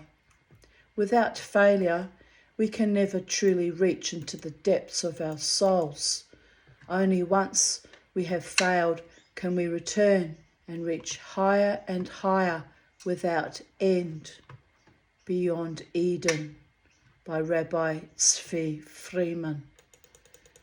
Oh well, he hasn't met the Tanya, this little one, who's failed magnificently so many, many times. And yet, even failing, has managed with great persistence and determination to succeed, babies.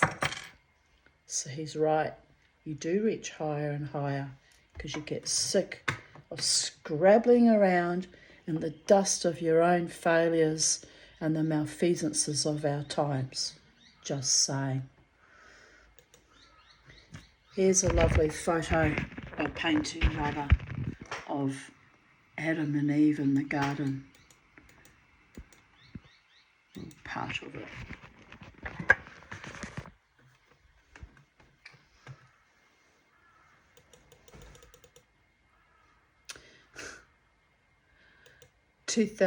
still in 2019. Fuck you, Dave. My dog loves me. And yes, he did. My dog loved me very, very much. Put all mortal men into absolute shame and disgrace that they were incapable of loving me as much as my doggy did.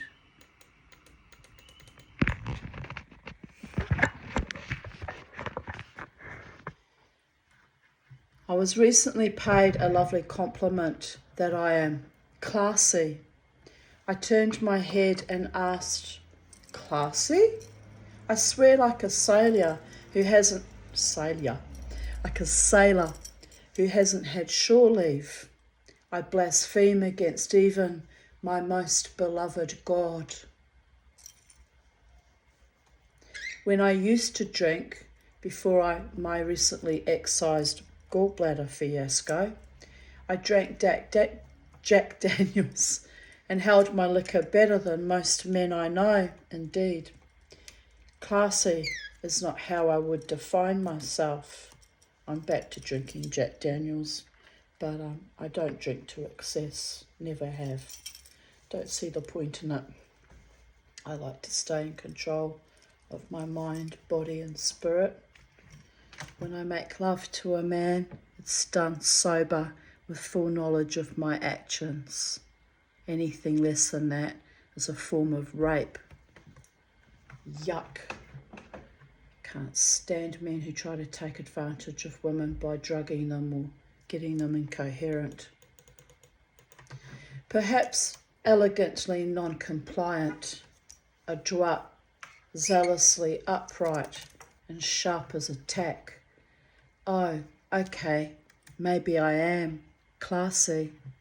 A class act when confronted by ignoble buffoonery in the style of my ex-lover.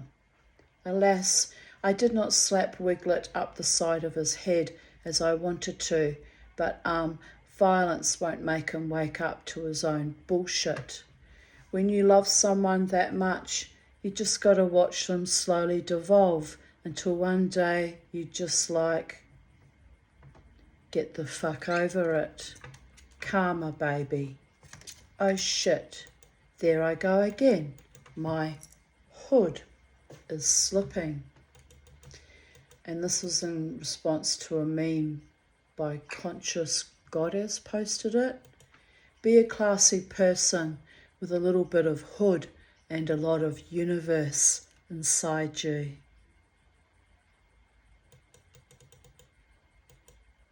Shared by the higher self on Instagram. So that's where I got it from.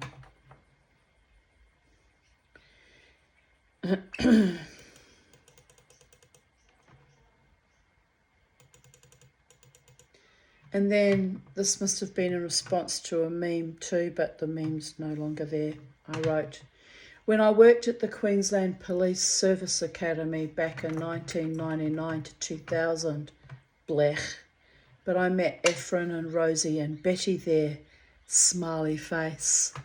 Some fucked up weirdo told me not to lick the stamps, as he reckoned the glue was made by prisoners in jails and that they deliberately sprogged into the vats. You know what sprogging means, don't you?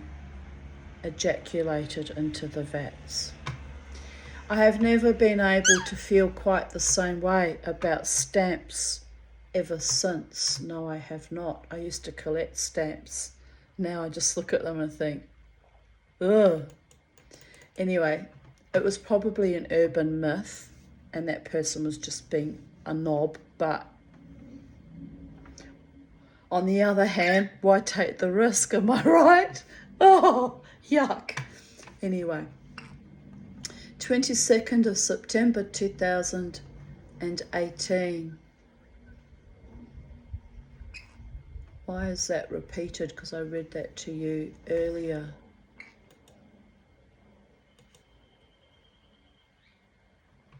Okay. Today marks 8 years since my relationship with Courtney ended. Well, it was a bit longer than that, but he neglected to tell me he had moved on. I can laugh about it now, but the betrayal just 6 months after my mother died cut deep. Now I'm happier in life than I ever thought possible. So thank you, Courtney, for cutting me loose, you malfeasant, lackluster cur. You actually did me a wonderful favour. It was the greatest gift you could have given me. Freedom, baby, freedom. Here I write, freedom, free from abusers, users, stuppers and putzers. No more living a lie or hoping to get love from the lackluster, loveless. I dance wildly and joyously, then go home to my dog. Still doing that, aren't I, 14 years later? Oh, but it's still worth it, my freedom. It's a price I'll gladly pay over and over again, even if my heart is cut to pieces and tiny little sliced, shreds. It's still worth it. It's a price that's worth paying, rather than be with someone who's false ever again.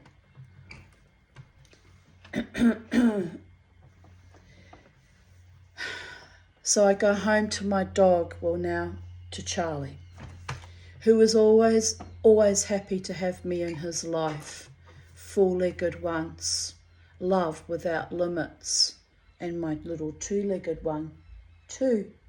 Don't you, Charlie? Yes, Mama T. 12:22 p.m. I just woke up with a barking bronchitis. I'm not surprised after dancing like a demon all night, even with asthma and fatigue from my big day in the city. I don't know why or how I'm pushing my body so hard, but frankly, I am awesome. There was a lot of love in the room last night, pulsating and thrumming through my entire core. For a while I sat cross-legged on my corner of the stage as I could not stand on my sore feet anymore.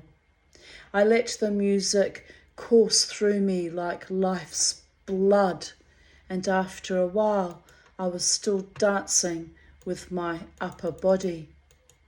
After I finally left at 4 a.m, I staggered on aching legs and feet to go buy 2 chicken sticks as I was starving and needed a protein hit. Then I limped my way back to my car and drove home, dived into a hot bath, then blossomed, fell asleep immediately, loving my life, my heart, my courage, my body, but most of all, my neshama, my soul. I want to cry when I think about that. I need to take a moment.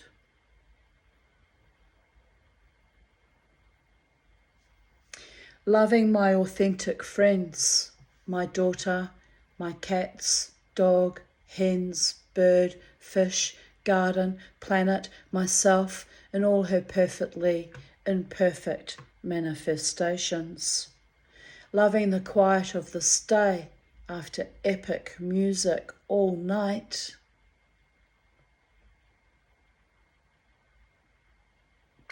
It's so powerful, the love I can feel surrounding me right now. Really beautiful and powerful. So thank you to whoever's sending that to me.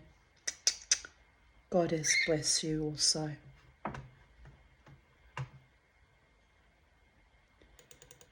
Mama T is living well. This is in 2018. Haha, you kind of have to laugh.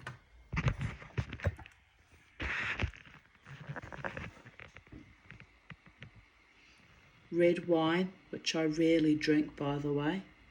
Soup and toast.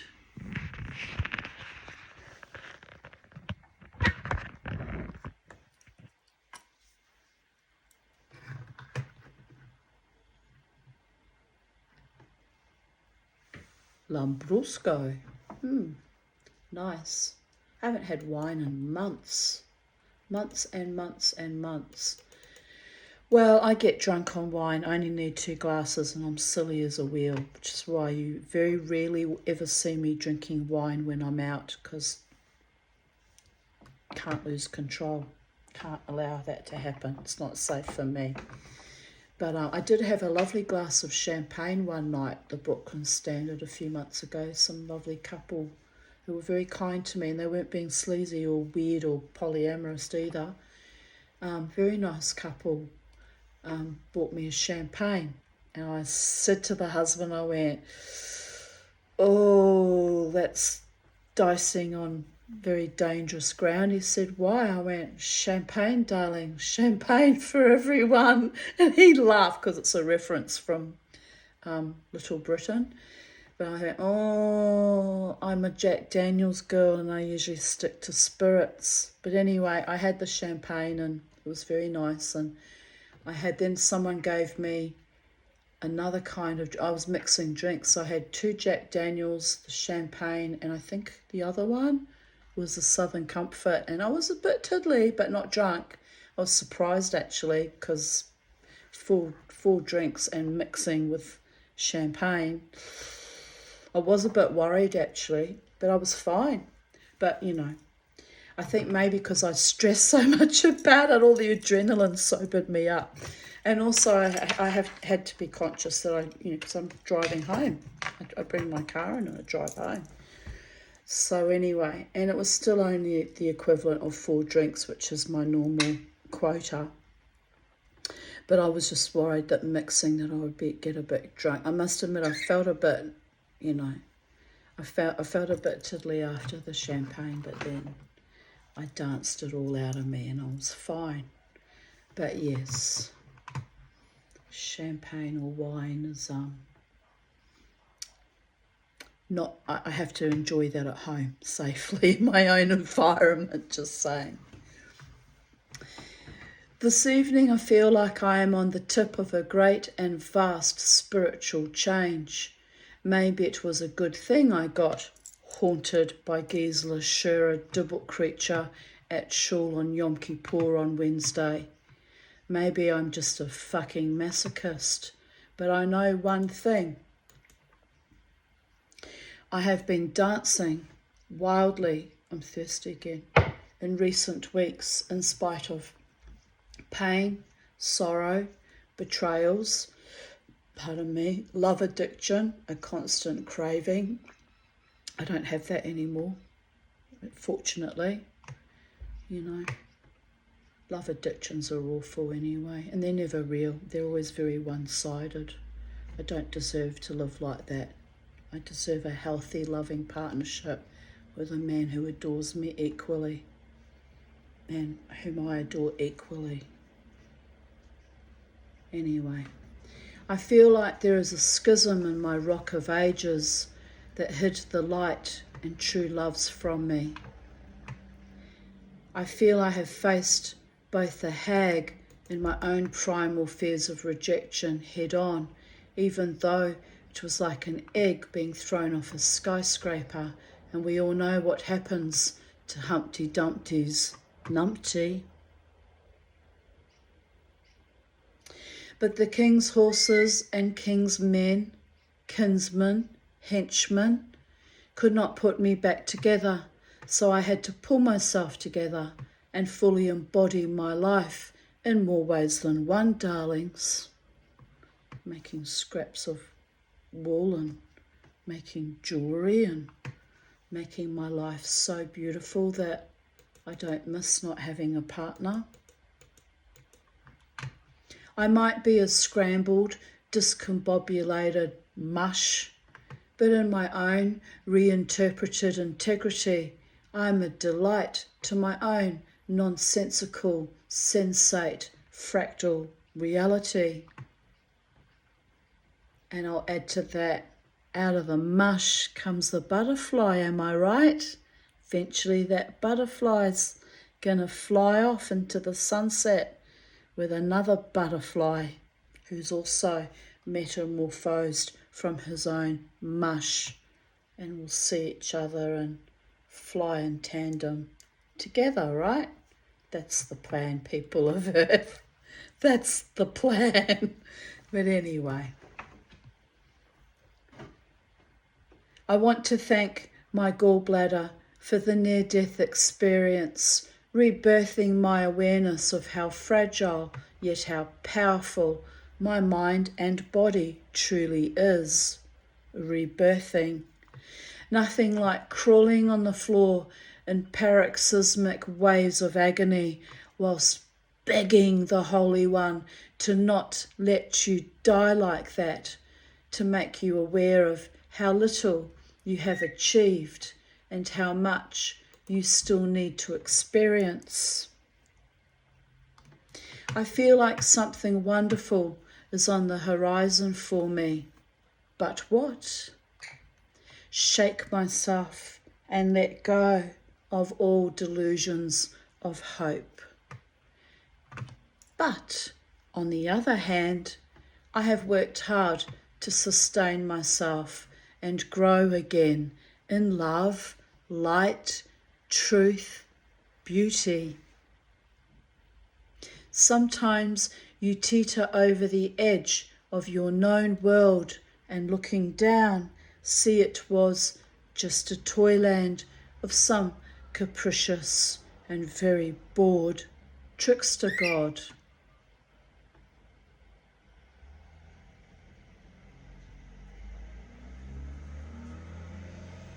Kicking over their toys in primordial discontent and shattered disarray. Then we begin again. The dance of the spheres and the harmonic resonance of the Sephirot. Magnificence in thought, space and time. A gift. Copyright Tanya Desiree Aarons, the desired one, the Tanya. Psychedelic dreamer. I am my beloved's, and my beloved is mine. Giggle, snigger, snort. That's from the Song of Songs. Yes. What is that strange person in that Audi doing? Driving up and down like a maniac. Anyway, I am my beloved's and my beloved is mine has actually got nothing to do with human and relationships at all. It's between you and God. But anyway, I'm riffing on that. I am my beloved's and my beloved is mine. Oh, Mama T and her beloved ones.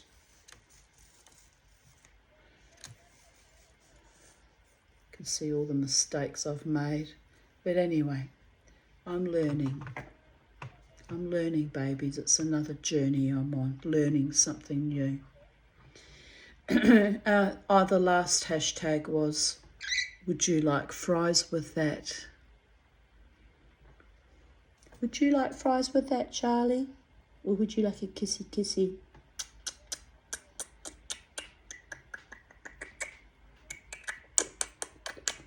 You is a beautiful birdie. She says, you are a beautiful human too, Mummy, in perfect English without baby talk. Because you're no baby, are you? No, you're a very sophisticated birdie, even though I treat you like you're a baby. Because you're my baby. Yes, you are. She says, get over yourself, Mama T. This is why no human man can be with you, because you're just plain fucking weird. Okay, Charlie. Be cruel, Charlie. Be cruel. Bite the hand that feeds you.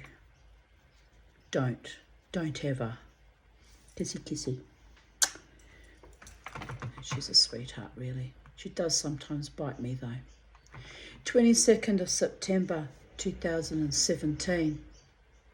It's another beautiful day in paradise. A gas man is here from the gas company, replacing my gas meter. He arrived when I was in the shower, because they never give you any notice, it's just rude. So I yelled at him to come back in 10 minutes, sigh. He arrived 30 minutes later, but all good. I was sitting in the garden under the market umbrella drying out my tresses, so wild and woolly. He gave me a bit of a sheepish grin, promised to relight my pilot light on the gas cylinder. Some sort of code, no doubt, if you're a gas meter man. Baby, let me light your fire, am I right? Oh, baby, baby, baby. For the love of all the gods. I said, that'll be great, as lighting those things stresses me out, and I don't like being stressed. Lol. Yes, light my fire, but do it without stressing me out, babies. It's a fine line between pleasure and pain. If you do it once, you'll do it again, but I don't recommend it. Don't gift me pain, and you'll have only pleasure. Who am I talking to? My future no one that I don't even know if they exist or not in this mortal incarnation at this present time on planet Earth. Oh, never mind. Lightning all around me. Still she hasn't unleashed the water from the heavens. Shafta Mayim Bissason. Come on, seriously. Does this Jewish Viking witch, and I'll add to that, shaman, have to go all voodoo and strip off and do a full-blown rain dance? Does she really? Can't you just rain already? Not today. We're not manifesting it today. I'm going to drumming. Just hold off. Like the Holy One ordains, everything in its season, biatches. Okay.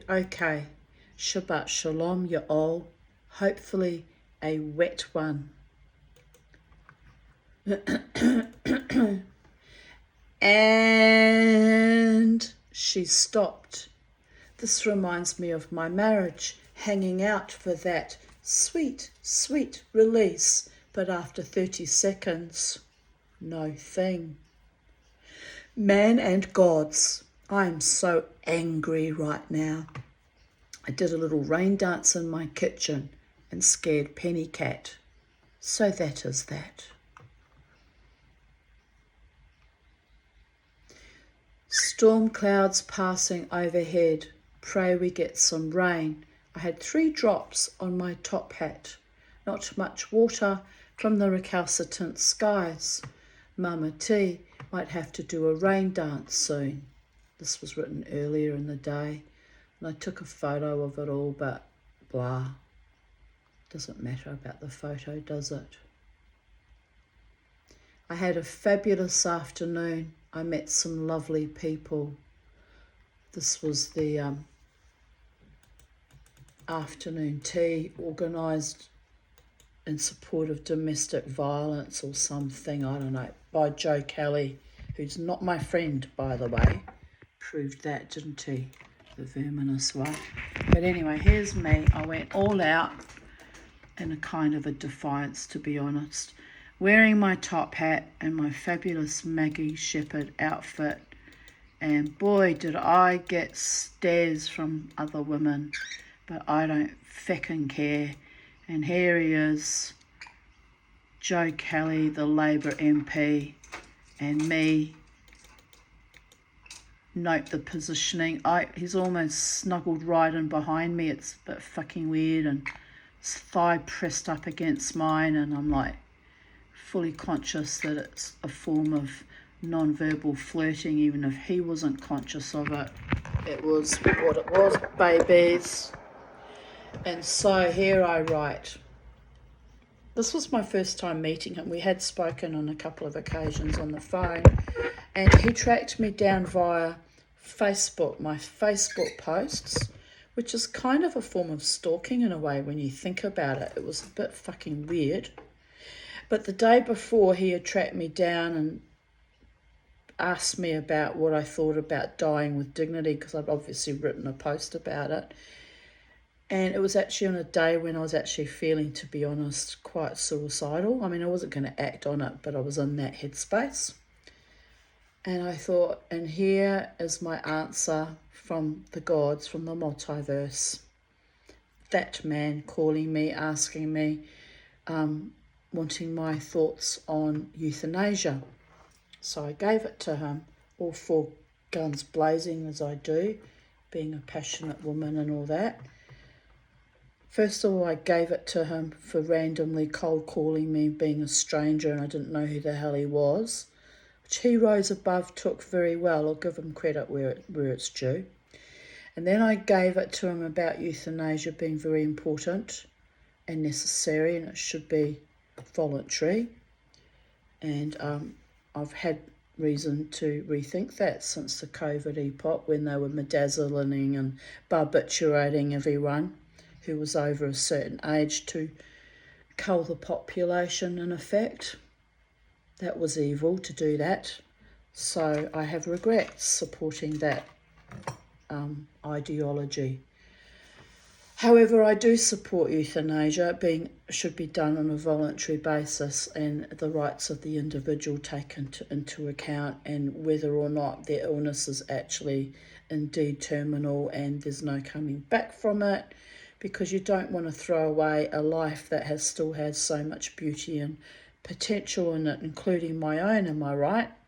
But the headspace I was in at that point in time was,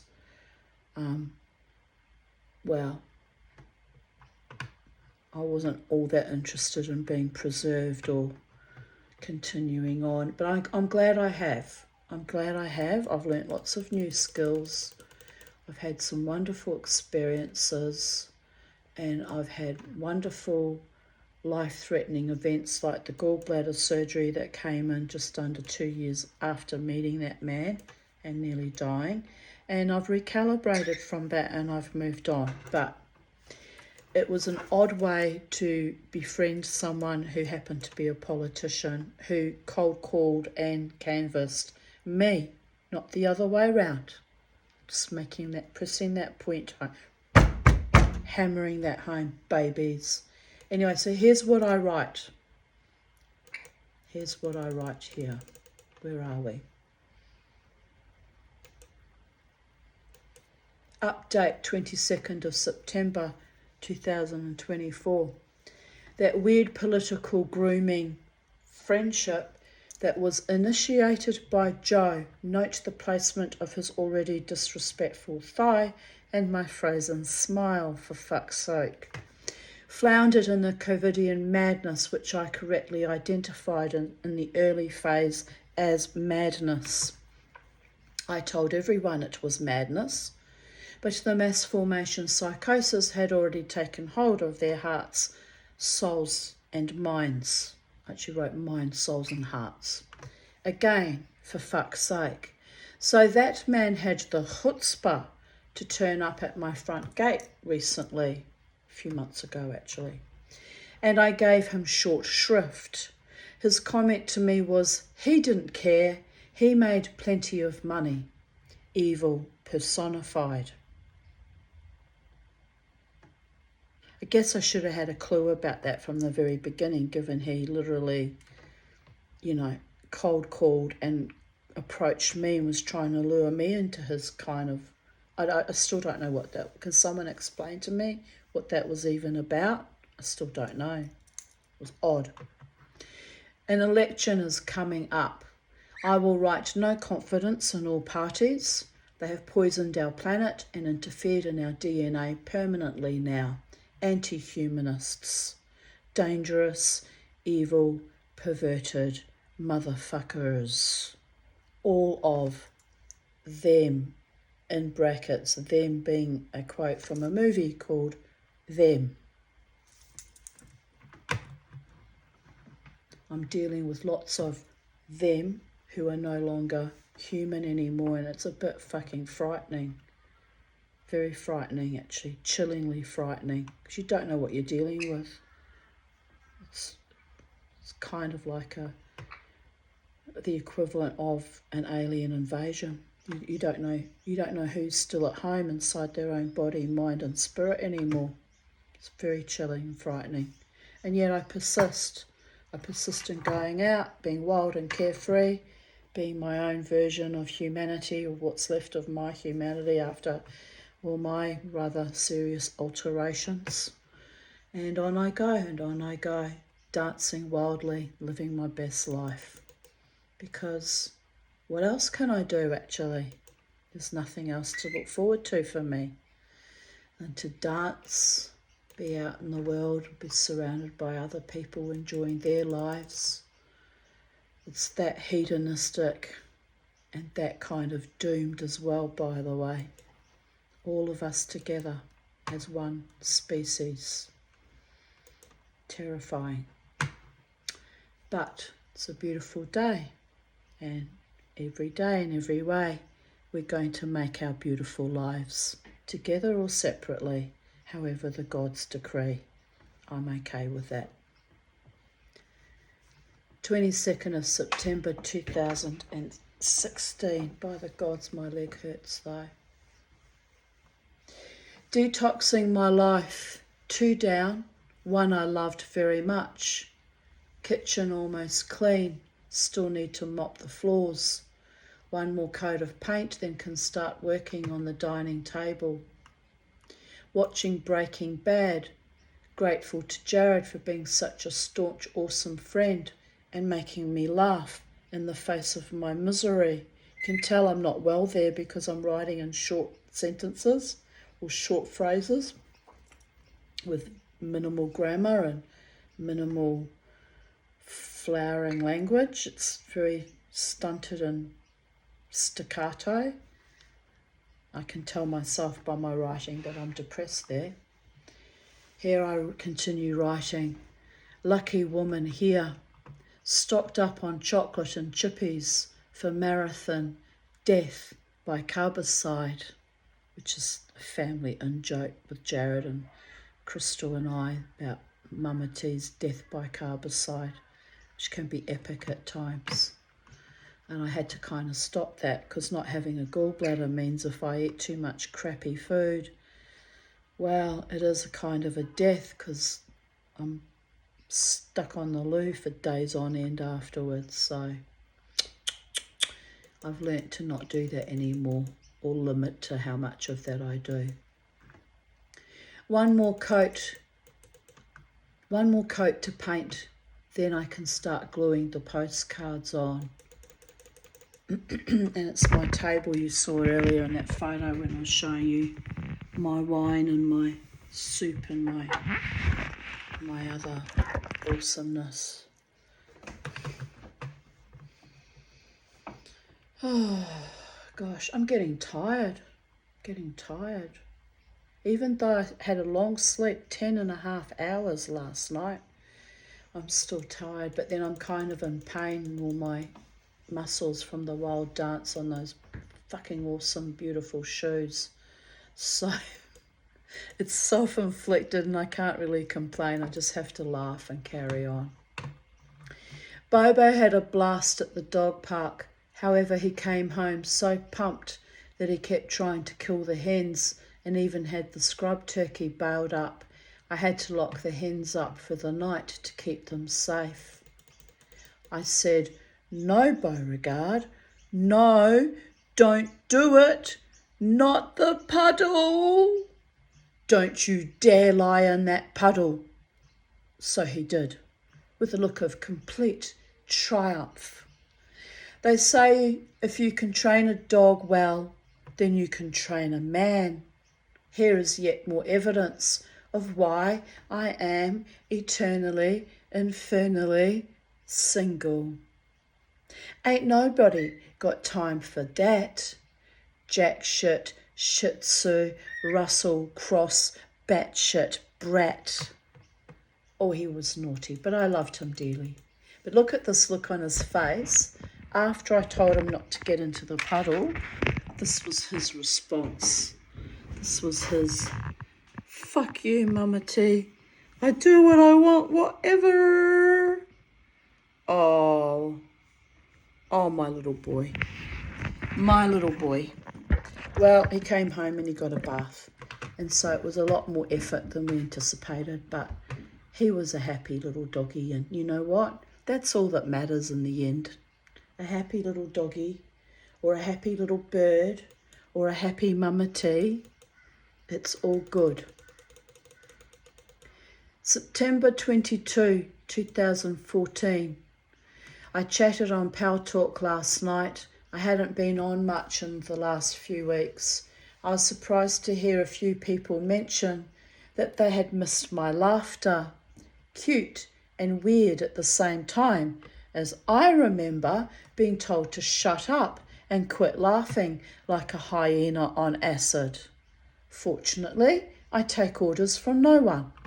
She who laughs last, laughs best, loudest and contagiously, till she either busts her gut or has everyone in the room, virtual or real, laugh along with her.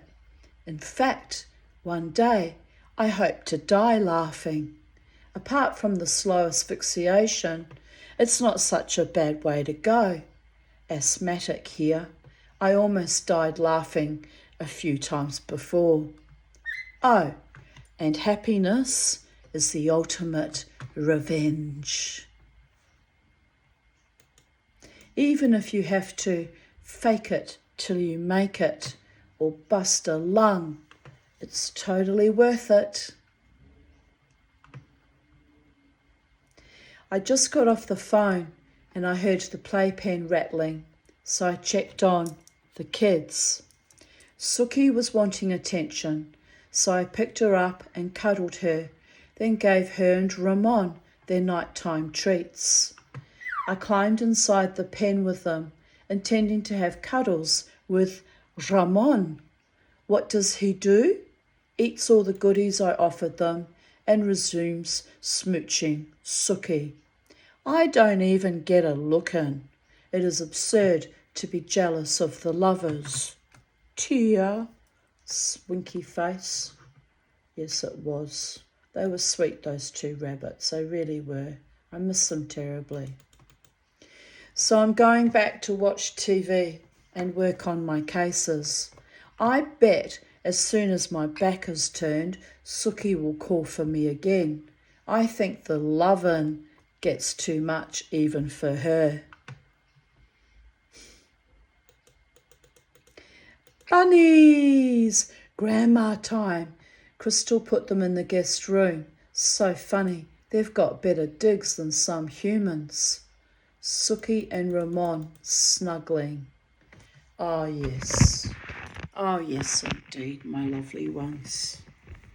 My sweet little babies. My little gorgeous ones. Like you, Charlie? Are they cute like you?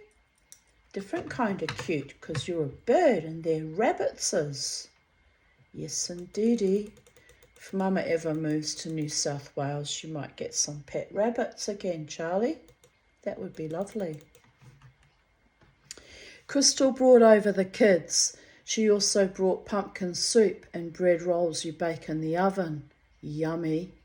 I was sifting the stones out of all the ash and soot from my fire the other night, so I was covered in black soot and looked like a chimney sweep. So I had a quick wash and had a nice lunch with my girl. My breakfast, really. I have a huge appetite at the moment. It must be from the change of season and all the stress I've gone through in the past month. Crystal was performing in a play festival in Melbourne, so she needed a string of pearls.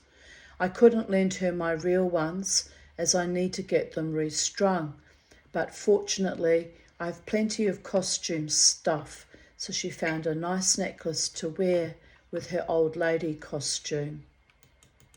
When she plays mature age women, she trips me out off my face. It is like Hilda or Gisela are alive and kicking again.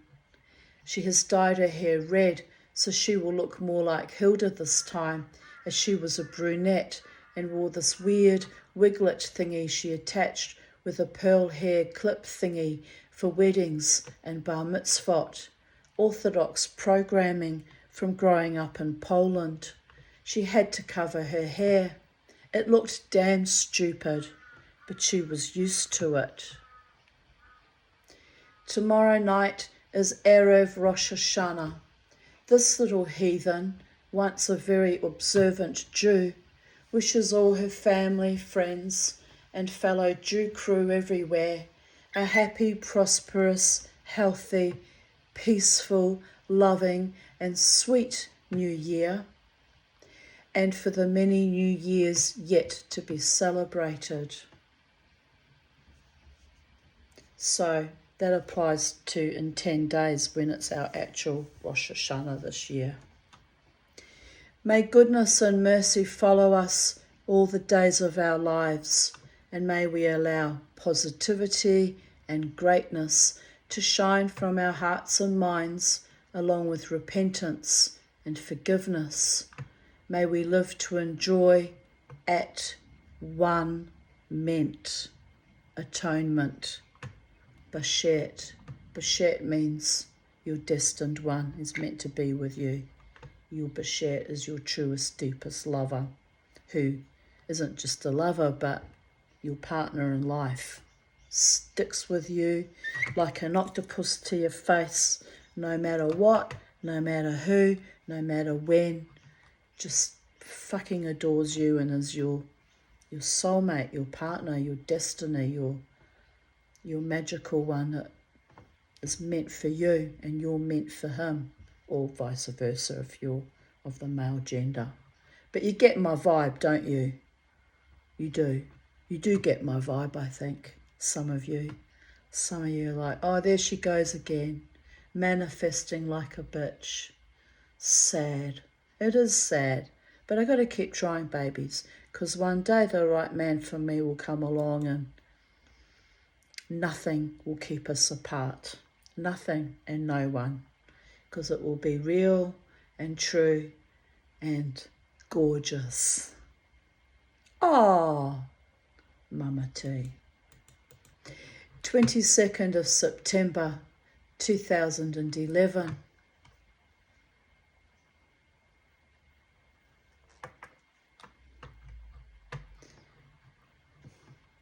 No, I won't say it. It's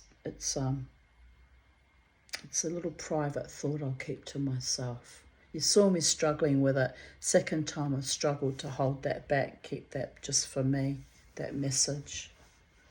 But it's a line in a song. It's the end of a song called Love Story, and it goes, we were still young when I first saw you.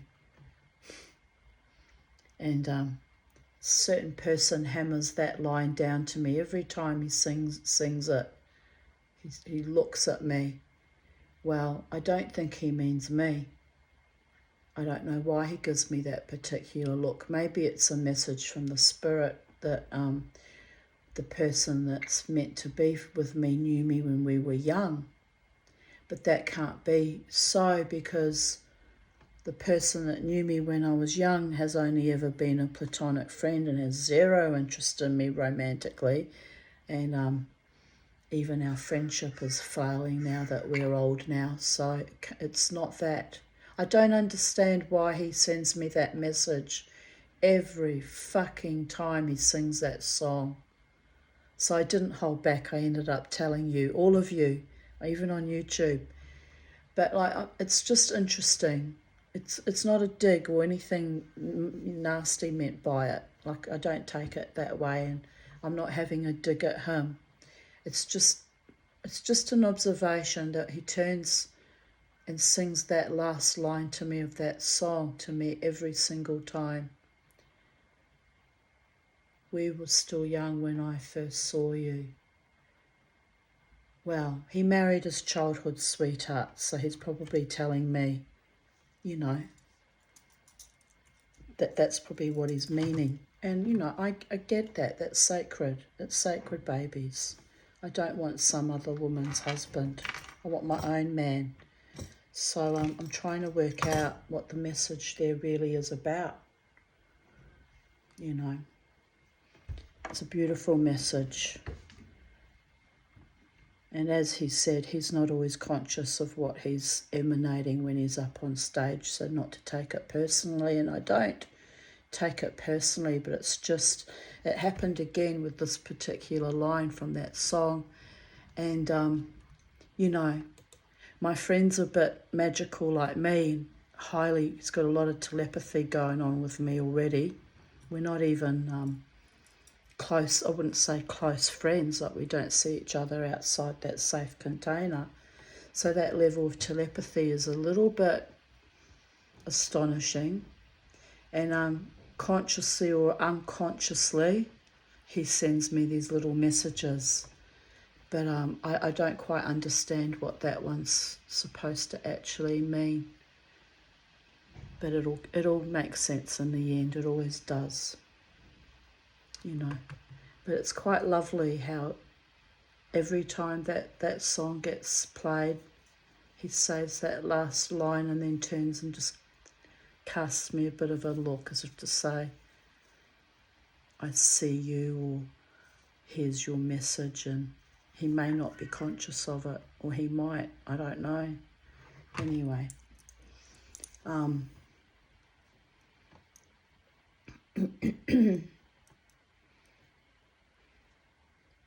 well,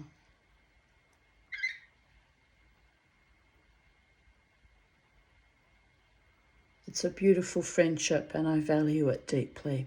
My friendship with all the men in that band, the three of them in Alter Egos. I value Paulie and I value Luke too. And, you know, and Ramjet. I value you all.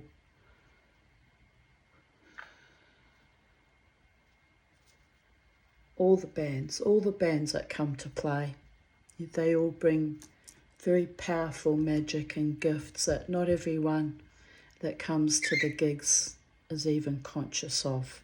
But I'm conscious of it. I want you to know that. There's no playing small or hiding or eviscerating. Mama T sees all. She knows exactly what's going on. She does. She participates in it quite happily and joyously most of the time.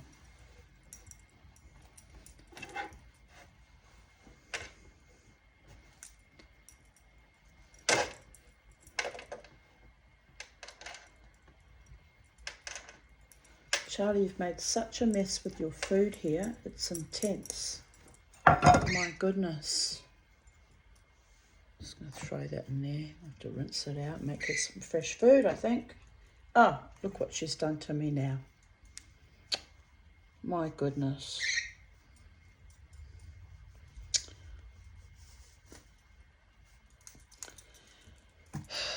Probably have to change my dress as well, but that's okay because I wore it yesterday, so it's no big deal. Anyway, 22nd of September 2011.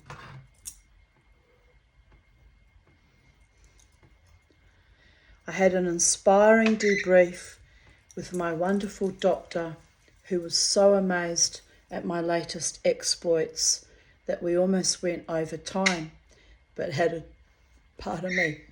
a jolly good natter and reality check.